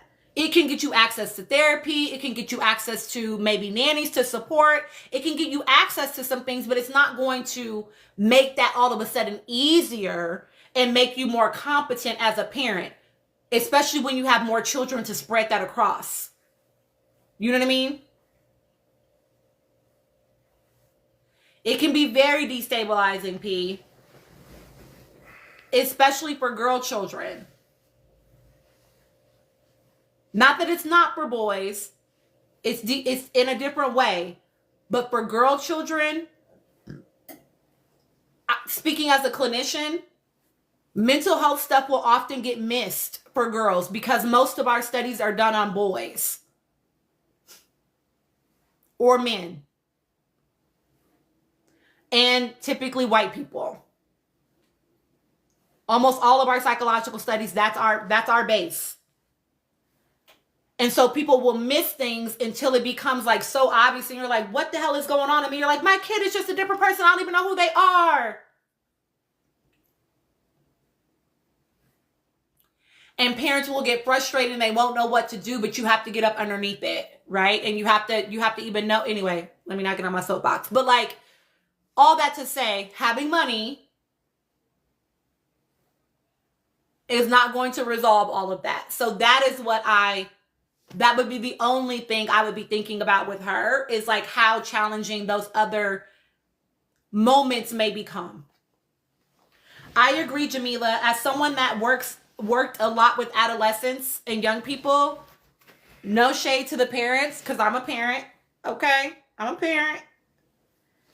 But it almost always tracks back to the parents. And you know, and here's the thing, magic mood. Parenting is not one size fits all. Everyone is different. You need to parent even your children differently. Even each child needs something a little bit different from you. Parenting is very hard work. It is. It is very hard work. And honestly, parents are under-supported around knowing this. And so then parents just think, well, I'm not doing a good job. When really what it is you're under-resourced, you're under-educated, and so you're under-informed in how to show up for your kids. And so then they ship their kids to someone like me and they're like, can you help them? And I'm like, well, you know, it's Gonna be a team effort here, you know? Right? And then you'll see, you see like over involvement of the system, right? Exactly, Erica. Each child does not respond the same way, and you need to have the capacity to do so. Exactly. I agree, Jamila. If I could start over again as a parent, I would take like parenting classes. I would go to therapy first, right? Exactly, Keisha. It takes a village for real, but we've been destabilized from that. You know what I mean? We've been destabilized. We've been separated. The Great Migration. There's all these things that have been put into place to keep it from being able to be a village. Thank you so much. And I will say that communities of color are often more likely the ones that have villages. Clock it, Gia. And that's actually one of the strengths in Black families when I did my thesis on it. But that even the more that capitalism and money and all the things change, that even is getting eaten up, and we don't have the same access to each other that we used to, right? I can remember, I'm a millennial, so I'm 39 years old. I can remember my mom's friends being auntie this or cousin that, you know what I mean? That's why we say about Conrad and Jeremiah and Belly, they would be cousins in a Black family. That would be fucking weird for them to be fucking on each other. You know what I'm saying? That would be weird because of the way that we function as more communal in that way. I'm so sorry to hear that, K Boogie. It can be very hard for parents. Like, nuance is hard. I agree, Jamila. I agree. And so, yeah, we need community. And I do think that these conversations need to be being had. I have had parents downright angry as fuck at me because I'm like, you need to, like, this thing needs to happen to support your child. And because they were so caught up in feeling like I was calling them a bad parent, they weren't able to show up for their kid. And I'm like, y'all would, listen, I've worked with some pretty significant mental health disorders, explicitly eating disorders, and y'all would be shocked at the things that parents said. Shocked. This is what you're saying while your kid is living with us right now because they're too sick to be at home. This is what you have to say. And as a clinician, you have to like keep it cute because you need the parents on your side, right? But y'all would be, listen. So yeah, I agree. I think that there needs to be more, do I think it's ignorance or malice? I will say in my case, I think a lot of times it was ignorance. I think sometimes there is malice. I've known situations where like a parent has an eating disorder. And then of course the kid has an eating disorder. And it's like, well, I can keep mine, but you can't keep yours, you know? Like you need to get better, but like it's fine for me to keep it. Erica, clock it. I love to tell people just because your child made it to adulthood does not mean you parented effectively. The amount of times that I've heard, not even just from my clients, but like just parents in general who are like, oh, well, like they're doing this thing that's great, or they're doing this thing that's like good. So like I must have done a good job. Like sometimes your children do those things in spite of you, not because of you.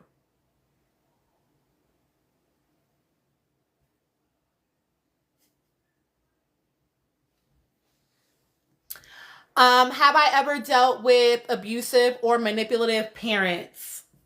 Let me think. I've definitely had a manipulative dad before. I've never had abusive parents as far as I know. Sometimes children won't tell you things because they know that you have to tell. But definitely there's been some manipulation. Mm-hmm. For sure. Yeah. You see all kinds of wild things. And you just be wanting to, you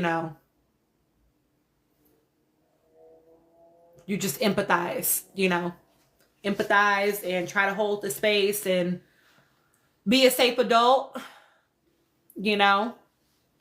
Okay. Yeah, Gia, so you can relate to some of that experience, I'm sure.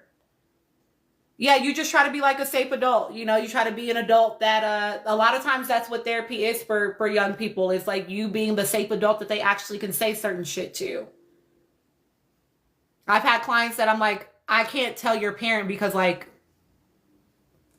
of the rules, right? there's certain rules in place um where they have a right to confidentiality around a lot of things, but I'm like, I know that they're telling me things that like ideally I would want to know as a parent, but they don't want to tell parents, and sometimes that's what you are as the therapist.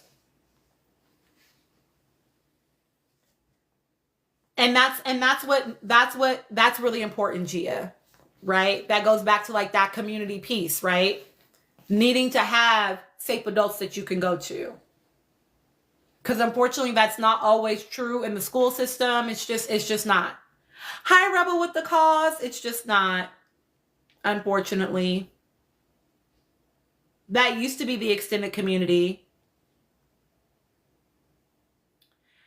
It is, Jamila. It is. And some kids will have the resilience to move past it, to work through it. Gia, that is like one of my ultimate goals. Chris and I actually have talked about some things that we would like to do in order to support parents around this. I used to run a caregiver support group for trans kiddos, for their parents, but like, yeah, I think parents need a lot more support. My favorite thing to teach parents is emotion focused family therapy, like to teach them those skills so that they can show up better for their children. I also would love to do like retreats at some point with moms and daughters. That's like another one of my ultimate goals. Jamila, the thing is, I feel like we know that to an extent. Like, I feel like we know that we need community again. I think that the way that the US is structured makes it really hard to do that. Gia, parents are out here struggling and feeling alone and judged. And judged, right? It takes a lot of compassion and compassion fatigue is real, but it takes a lot of compassion to sit with parents that you're like, you're not doing a good job at this, and to not make it like you're just a shit person. You know what I mean? And to really approach it from a space of like, you just don't know the skills you need to know. And that is true for the majority of parents. Yes, I have had parents where it's like, no, you just don't give a fuck. You really just don't give a fuck. I have had that happen. But a lot of times it's just that they don't have the skills. They just don't know.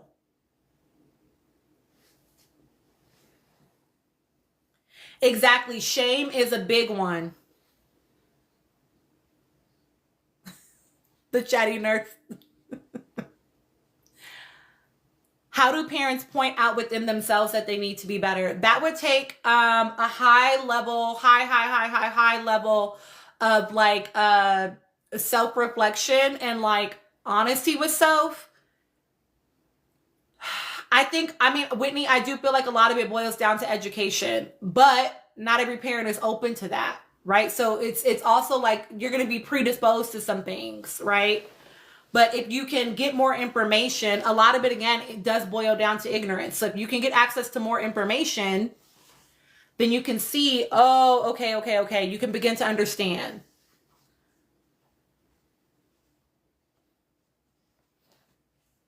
Yeah, I agree, y'all. I agree. These are all great points. Exactly, Lilac, right? Which is why we push the nuclear family. We push the nuclear family because the only people that should matter are your four and no more. Just you and your household. That's it. Nobody else. Focus on yourselves. when really what you need to survive is community. You need a village, right? But we push the nuclear family as the end all be all.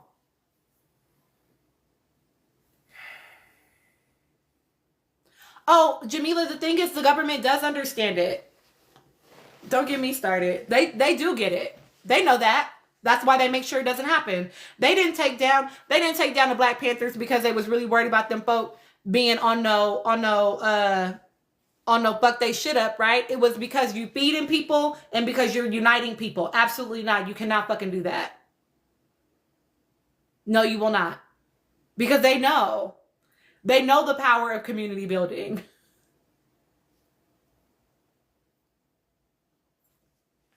They're not confused. Exactly. Divide and conquer. Lilac, if people's needs are met, then we're not buying anything. Listen, y'all. They're clear. They are very clear. Hi, Dream Girl. Exactly. They were working across racial lines. They were uniting around class. Oh, Dream Girl, we done got up on a tangent. We was talking about Love Island games.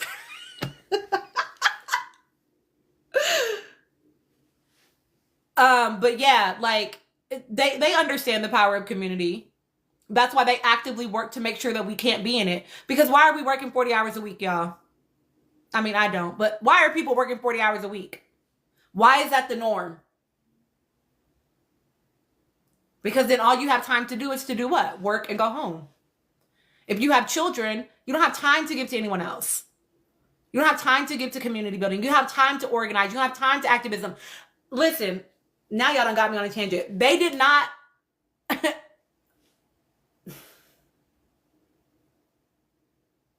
They did not rescind Roe v. Wade for no reason. If we can keep y'all pregnant, compulsively tending to your family, and working, you have no time to do anything else. And then if we can keep you undernourished, then it's back in, Ozempic's being pushed, GLP-1. If we can keep you undernourished as well, you're too fucking tired to fight. And you're too fucking weak to fight. Because you're hungry.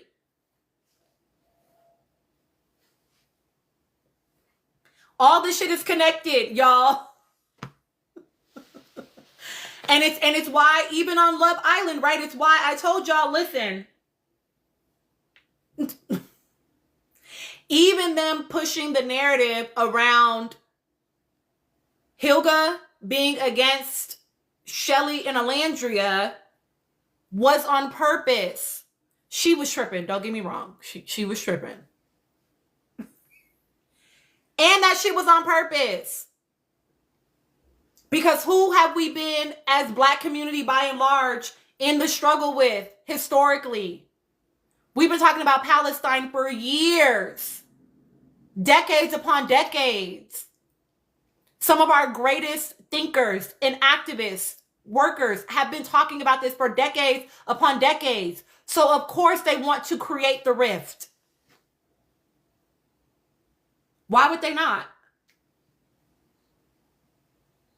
It is, P.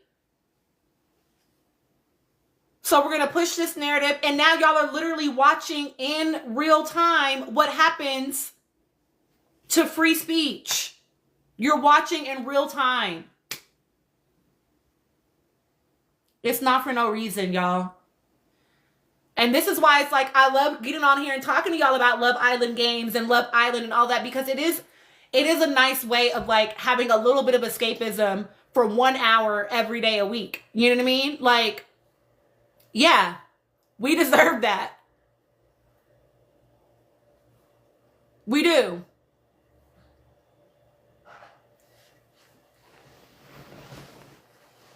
And also all that shit is connected.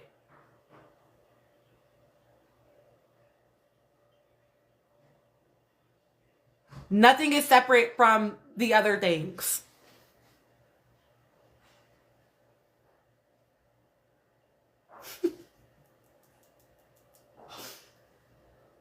Whitney, do you mean is Love Island Games similar to regular Love Island? It's similar in that it's a competition, but it's maybe less focused on love and more focused on the games, which I like.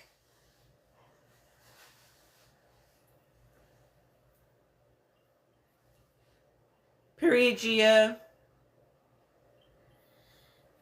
Period.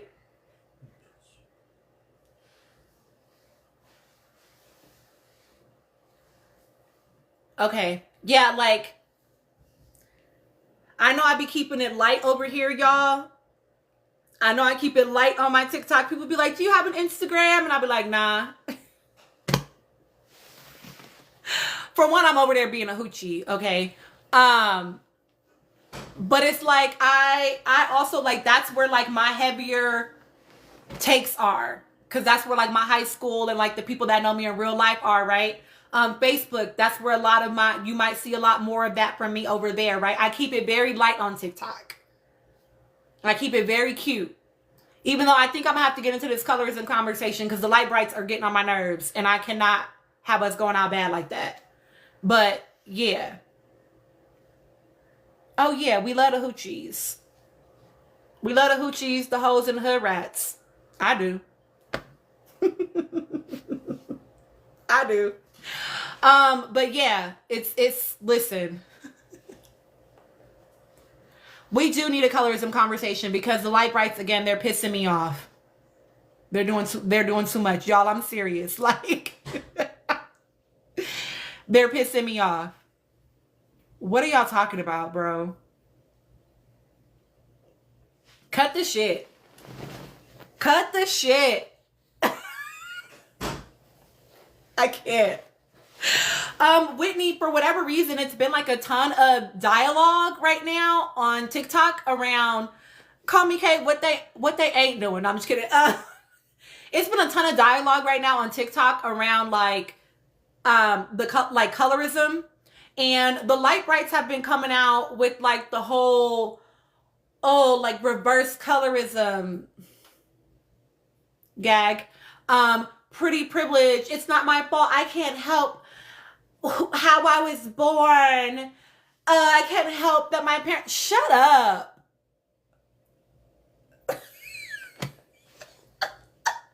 Shut up.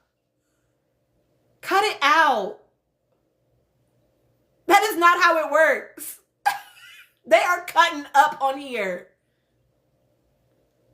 Cutting up on here. Clock it, Lilac. Clock it, call me Kate. Like, just because you're light skinned does not mean you're pretty. They are not synonymous. One does not equal the other. It's weird, P. It's weird. And then there are creators that get on here that they do things in order to be inflammatory. They do things to be inflammatory, and to like provoke. And to me, that's not productive. Personally, to me, it's not productive. Because I do think that these conversations are important conversations to have. It is for engagement. And to me, that's always weird. I don't like when people attempt to, as a Black person, I don't appreciate watching people attempt to profit off of Black pain. That's not cute to me. I don't like it. I don't like it. They got motherfuckers sending them money in order to drop people from the panel. That shit is weird. That shit is weird. I don't care. It is unethical. And so I don't fuck with, I think a lot of people get on here and they want to be inflammatory. And I do think that it's a conversation we should be having. But like, why are you having it like that? Like, why are you having it like that? You're doing shit on purpose to try to like get underneath people's skin and to make it this unnecessary battle between light brights and dark skinned people. No, we should be having the conversation. We should be holding light brights accountable around their proximity to whiteness. Yes, on live, Whitney. We should be doing it around how they leverage that to their benefit. We should be having all of those conversations. We should be. And not like that. Not like that. Don't be weird. And it's like they purposely, you're right, Gia, it's for clicks and views, right? They purposely don't want people to get on the panel that actually have sense.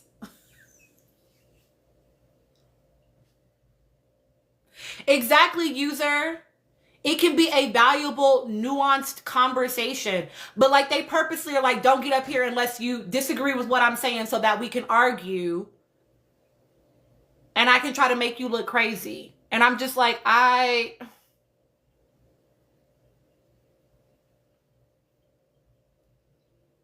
They do, Erica. And it's like, if we're going to have the conversation, cool. I want us to have the conversation. As a light bright, I want us to have the conversation. Because I'm a light bright, but I was raised with a very strong Black consciousness around certain things, right? Like, I haven't. That Zenobia, that's a great conversation. Have you held the same colorist positions because of you being light skinned? Is it parenting? I think because of the parenting that I got, I did not. Like my exactly the conversation they're being had in bad faith. I remember this story sticks with me because it was so salient. It's such a salient memory for me. But there was this girl, tall, dark skinned, very Afrocentric features. Great. I loved her. We were great friends in elementary school. And the boys used to be so mean to her and I didn't understand why. And I said something to my mom. I'm like, they call her this and they say this and they say, like, I don't get it. And so she explained to me very early on, this was in elementary school, she explained to me very early on about colorism.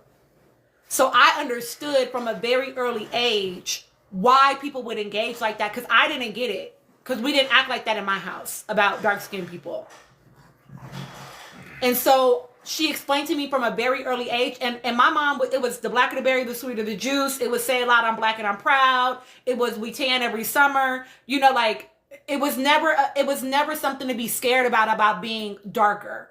Like that was beautiful. And my mom and I have the same conversations with my girls. You know, I have lighter skinned daughters. One of them has hazel eyes, and very loose curl patterned hair. So we have conversations a lot about that. Because you need to know that you're not beautiful and you're not pretty simply because you're light-skinned or simply because you have curlier, looser curled hair, right? And so it's like, I think I was just raised in a home where that was not okay.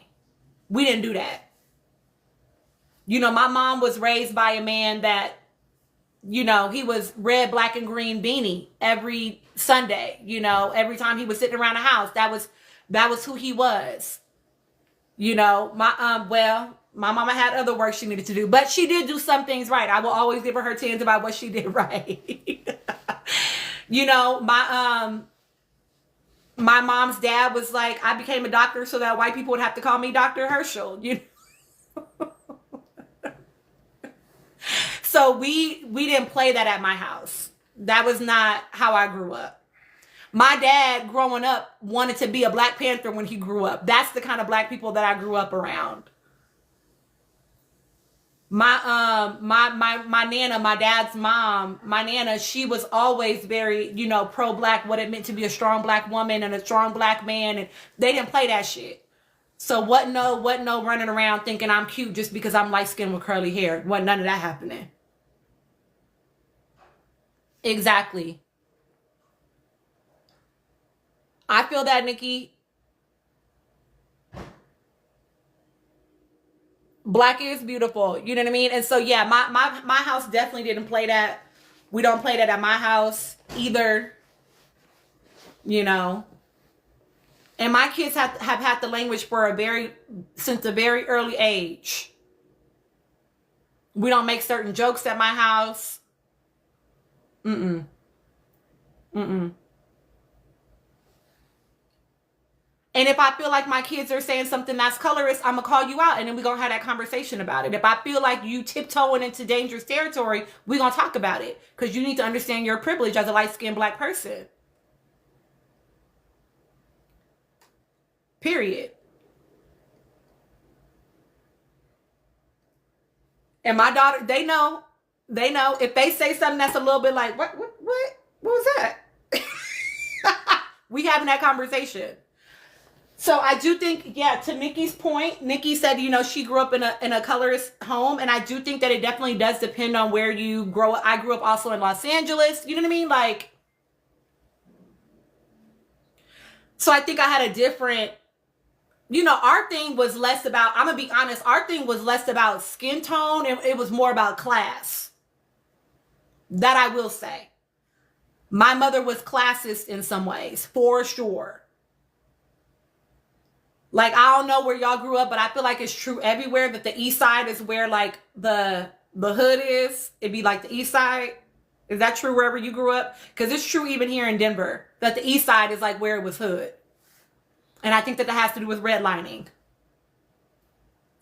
But like it would be like, oh, they're Eastie. Like that would be the thing that would be like the dig or like the shady thing. You know what I mean? And we were part of the well-to-do. It was like that. My sister was a debutante. Like it was that. Well, here's the thing, P. I can remember being a little girl. I did not have Jack and Jill where I grew up, but there is Jack and Jill here in Denver. I can remember as a little girl watching TV and saying, when I grow up, I want to be white with blonde hair and blue eyes. And my family just asked me, I think it was my granny. She was like, why? Why do you want to be that? And I was like, well, because that's who's on TV and I want to be on TV when I grow up. And so then they just had a conversation. But y'all, I grew up with these stories are hilarious. I grew up with the mom that when she would buy cards for people, I know y'all know what I'm about to say. She would color in the faces to be. What's that? When my granny she had bought like little angels for her Christmas tree ornaments. She painted them brown. That's the kind of family I grew up in. So yeah, it wasn't no, you cute because you light skinned. At all. But that was a great question. Period. Yeah, so my family was very intentional about stuff like that. Period. We still use my granny's angel ornaments. Period. Exactly. Yeah, G. I think for us in LA, for sure, class was more of a thing. Like, I grew up in a gated community and like,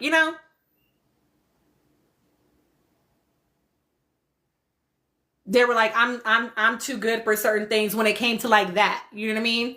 More than it was like a colorism thing.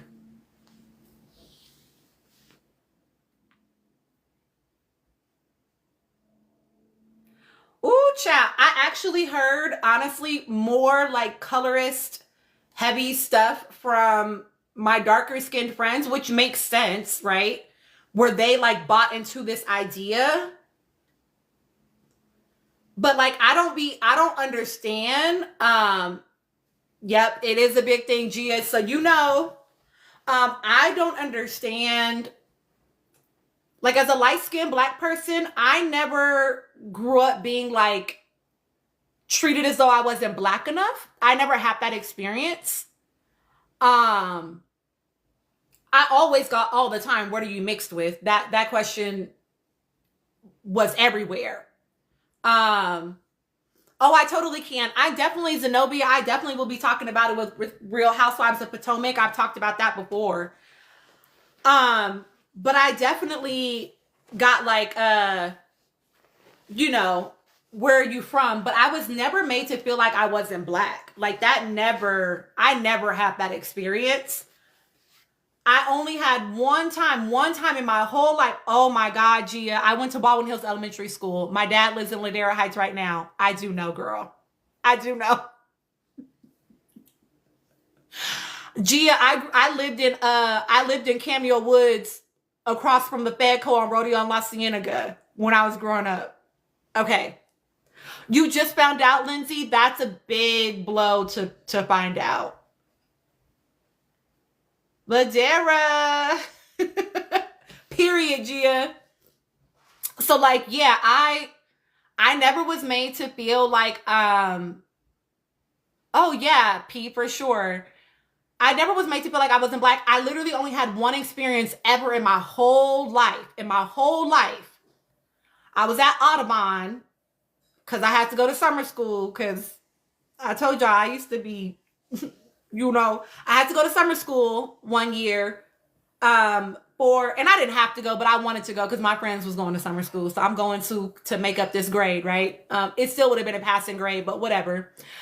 So I went to Audubon and this girl, she just did not like me. And I'm like, I don't know why she doesn't like me. Like, I don't even talk to her. Like, I don't know why she doesn't like me. And she said to me, she was like, you think you're better than me because you're light skinned. And I was so confused because the girl wasn't but a shade darker than me. And I was like, what? But that's the only time that's happened ever in my whole life. In my whole life. That's the only time that's ever happened. So I can't relate when people are like, oh, I was treated this way because I was light skinned. I'm like, I don't think it's because you were light skinned. I think it's because you acted weird. Like,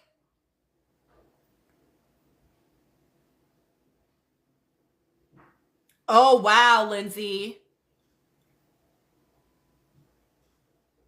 Now, my sister, and I do think it does also relate to class. I will say that because I did go to particular types of schools where maybe that's why I didn't encounter it a lot.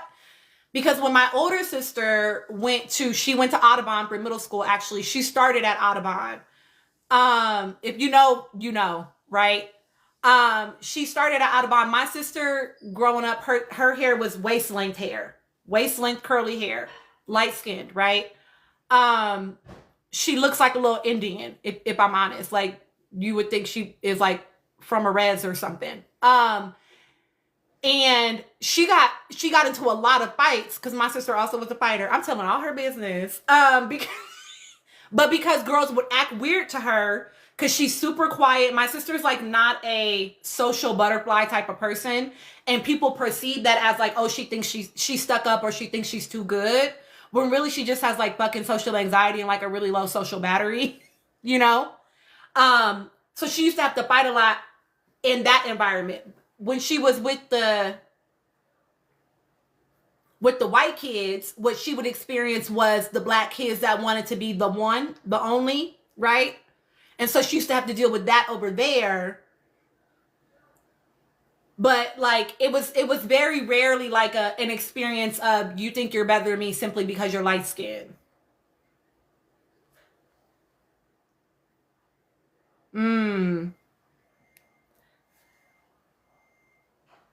Oh, I agree, Whitney, for sure. Like a protective measure, you know? If every girl that I ever interact with that looks like you, Tina, treats me like this, bitch, I'm not fucking with you. I get that. Wow, Lindsay. That's a lot to take in. Yeah, I mean, featureism is definitely a thing too. So I have a daughter that is very fair, light skinned, but has very clearly Afrocentric features. And she definitely gets treated differently than her sister that is browner than her, but has more Eurocentric features. And they also have a different texture of hair. And so people definitely, which plays, and I think part of what feels confusing for people or frustrating for people is that people don't understand if you're light skinned. I think I've heard people say all that light skin going to waste, right? Like you're light skinned, you're supposed to fit into this mold of what light skin means to me. But because your texture of hair is this or your features look like that, now I wanna relate to you differently than I'm relating to your sister. And they've had a lot of people try to pit them against each other.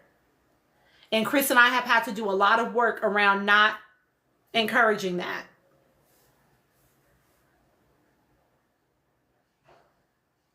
But yeah, it's like people don't understand that it's not just the color of your skin, but also the texture of your hair, the features on your face. All of that makes a difference. My cousin with dark skin and wavy hair and Euro features is treated special because of it. Gia, my little sister is dark skinned, like much darker than me and my older sister. Ooh, say it, Whitney. But she also has really long curly hair when she doesn't cut it off. She's always cutting her hair off, right? But she had really long curly hair and she would often be in more like soft features. Oh, but you're not like regular dark skinned girls. People are fucking weird. People are fucking weird. Tell me your hot take about featureism in Love Island. I think we saw featureism show up on Love Island when it came definitely to Michelle and Alandria. Clock it, Lilac. Like, that's not a compliment. Oh, I think you're going to say what I'm thinking, Whitney. Michelle was more popular when she came out of the villa.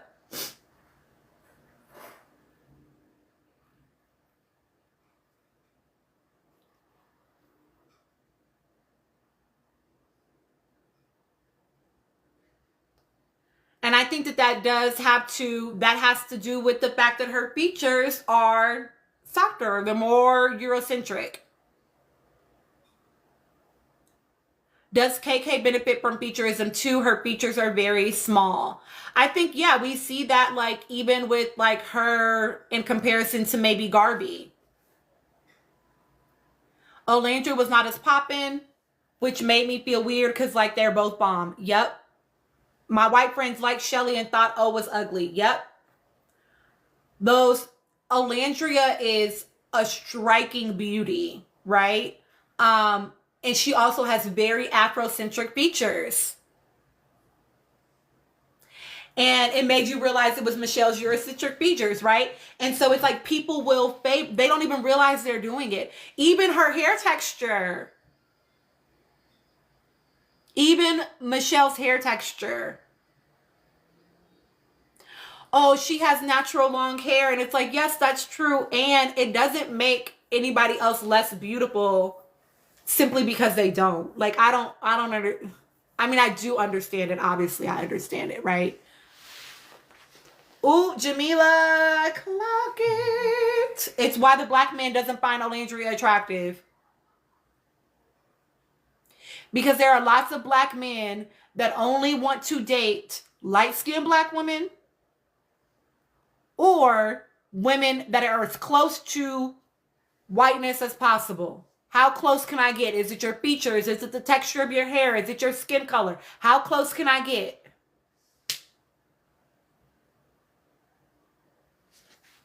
And how dare this so obviously black woman be loved by someone, be desired by someone. This is why they call her the names they call her, because it has to be that it's only sexual. It has to be. Okay, yes, Zenobia, exactly. It also plays into how Olandria is sexualized for her body. Yes, exactly. It has to be that it's only that, because that's all that you could possibly be good for. That could be the only thing he sees in you, because I don't find you attractive.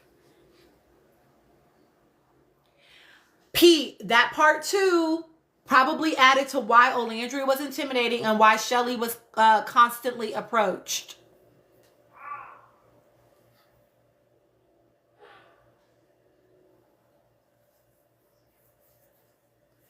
This is how they act about Lupita as well. Like, there's nobody, like, you're not in your right mind. You're not in your right mind looking at Lupita, looking at Olandria, and saying that those women are not beautiful. Like, you're not in your right mind. I'm sorry.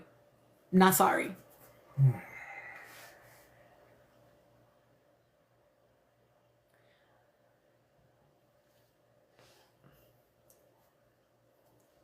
You need some one-to-one, LOL.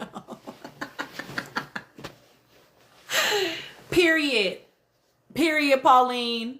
Period. Yeah, they don't, It's a lot to it, y'all. But yeah, I mean, we see it. This is why.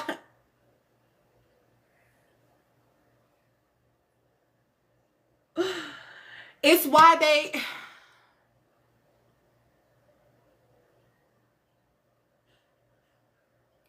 It's also why they like Hilga so much. Because she has the features that we like, but with the right skin tone. Guys, what was for dinner? I told you it was the salmon sandwiches. And whatever else you might want. Okay. Lindsay said pizza. Listen. Yes. We ain't gonna get no pizza.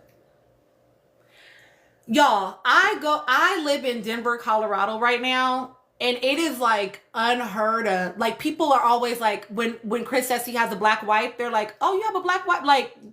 Like that's shocking that as a black man he has a black wife.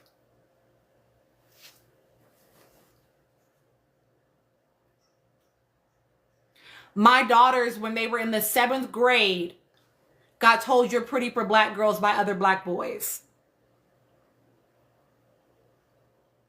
I had never heard that in my whole life living in Los Angeles. I have. You've heard it? Yep. About you as a boy or as No. about girls Yeah. from your friends? No, not friends. Oh, not your friends, huh? That's not your crew, but just from other boys. Yeah.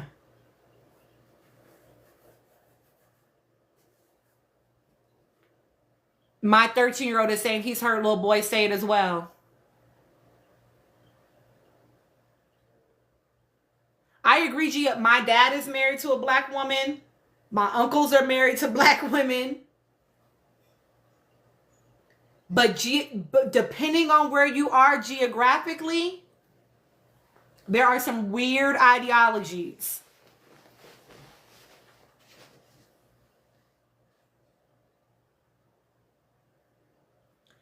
Exactly, Jamila.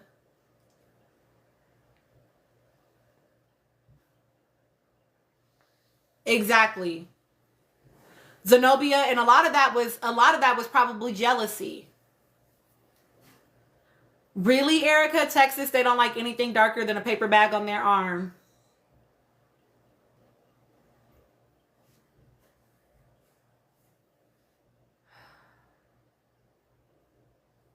Whitney, listen. Like, there are some struggles that I'm grateful I don't know. And I just hate that it's true still. Kentucky too. Okay, G is saying, where in Texas is that true, y'all? Where are y'all at where you're seeing that? I will say that my little sister, y'all know that she's dark skinned. Dallas, okay. Houston, okay. She's married to a black man. But he's also a Haitian man who's in Texas because he's in the military or was in the military.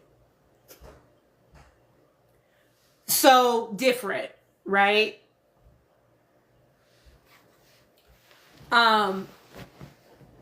In Dallas and in Houston, okay.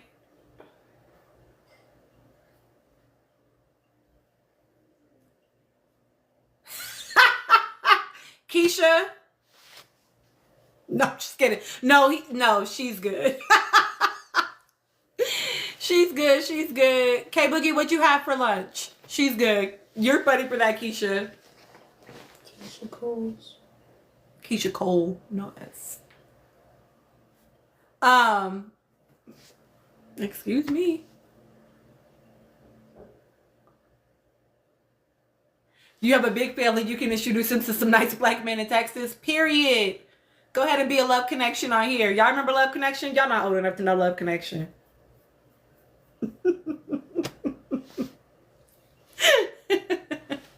Some of y'all are, but not everybody.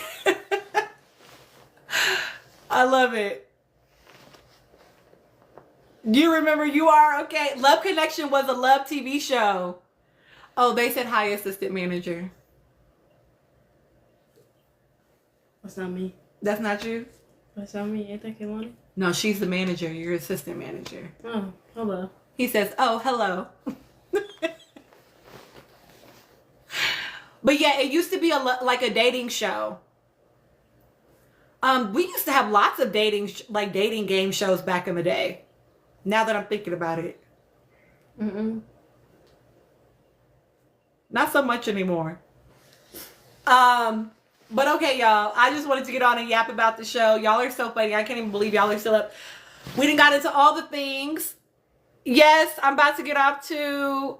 Should I host a matchmaking event on here? That would be funny. Oh, Flavor of Love. Yes.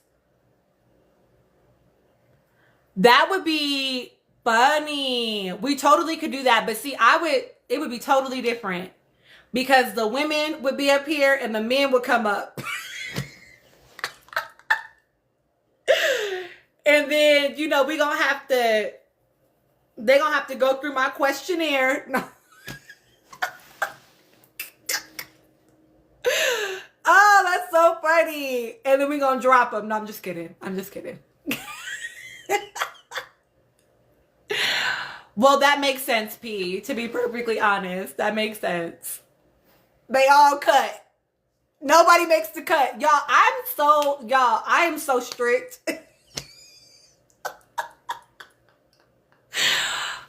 Lindsay, you can inbox me and I can talk to you about some ways that maybe you could get that. Y'all, I'm so strict. Mm-mm. You say one thing, I'll be like, nope. Pop the balloon. No. One thing out of line.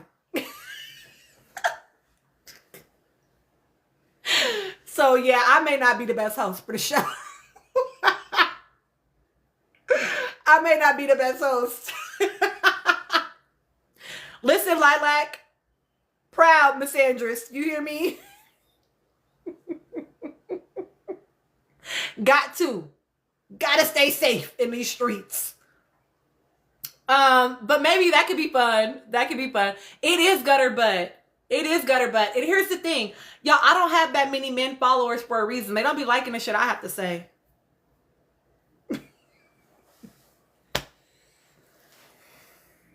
Lindsay, inbox me. Okay, y'all. Those of y'all that are subscribers, I am gonna be working tomorrow on figuring out how to do the YouTube thing that Tashina told me about earlier today. Listen, I can see the ratio of my women to men followers, and my women outpace the men enormously. I am not safe. I'm already like not a safe space in general. Like if you try to pop it, baby, I'm gonna pop it back if I feel like it. You know what I mean? But if you a man trying to pop it, oh baby, don't don't do that. Gia, I hate that for her. She stayed. I hate that for her. That's so hard. Oh yes, K Boogie, send it to me. Period, Nikki. Like, Exactly, Keisha. You extra unsafe. Exactly. They have 2 children. That makes it hard. I will say that my motto is not that you asked me. But I encourage people, not that I'm telling your friends to leave her man, okay? She can live her life and do whatever she wants to do. But not to stay married for the children, child, because you're not married to them kids, you're married to that man or that woman. Right? That's who you married to. And that's a hard thing to recover from. Not impossible, but hard. I do, Jamila. I do. I'm waiting for it to start streaming. The manager is here, y'all. Hush. Don't be telling my business. Don't be telling your business. And that makes sense, Gia. That makes sense. They said, what's up, manager? I agree. It is setting an example. It's why I left my first marriage. I've told y'all that before. Like, okay, we definitely will. I'm ready for it to come back out. I need to catch up on all the gossip that's been happening post-season. Something about embezzlement, something about cheating. I don't know. I need to get caught up on the tea. And then, because I typically don't do the tea in between seasons. Like I said, y'all, I usually just watch you on my TV and I don't be watching nothing about whatever's happening in life outside of it. Oh, Erica, Jamila asked me if I watched Love and Marriage Huntsville. And I said, yeah, I do watch it. And I heard from my nail tech, y'all, I haven't done any research, but I heard that Marceau had like confirmed cheating stuff, and that Maurice was embezzling money and like writing Kimmy's names on checks, like making Kimmy culpable in it in some way. You can watch it on the OWN network. I have to wait for it to stream. It streams on Discovery Plus, but it's not on Discovery yet. They usually wait until the season's almost over. Jamila, that's what I heard, girl. I don't know if it's true, but that's what I heard. So now I'm like, what? It's getting messy. I know. Okay, I know, but that was supposedly confirmed. Supposedly. Clock it, separate bank accounts. Okay, Boogie, you don't have Discovery Plus? Because it's on Discovery Plus, right? Love and Marriage Huntsville? Yeah, I think so. Yeah. Just wait, K-Boogie, just wait until it drops and then get you one of them like free trial things and then just binge it all and cancel. Because it'll all come out and then you can just binge it all and cancel. Erica said, take it from a banker, always keep you some money on the side. And that's a great piece of advice to end on, y'all. Never have all your eggs in one basket, okay? Okay, love y'all so much. I love the way we get to do all the things on here. Reality TV, texturism, colorism, featureism, racism, anti-abortion stuff. Just all the things, all the things. Reasonable Doubt, I've never watched it ever to watch season 3. All the isms, period. I love that about us. Okay, good night, y'all. Good night, good night, good night. Okay, G, I might. Bye, y'all.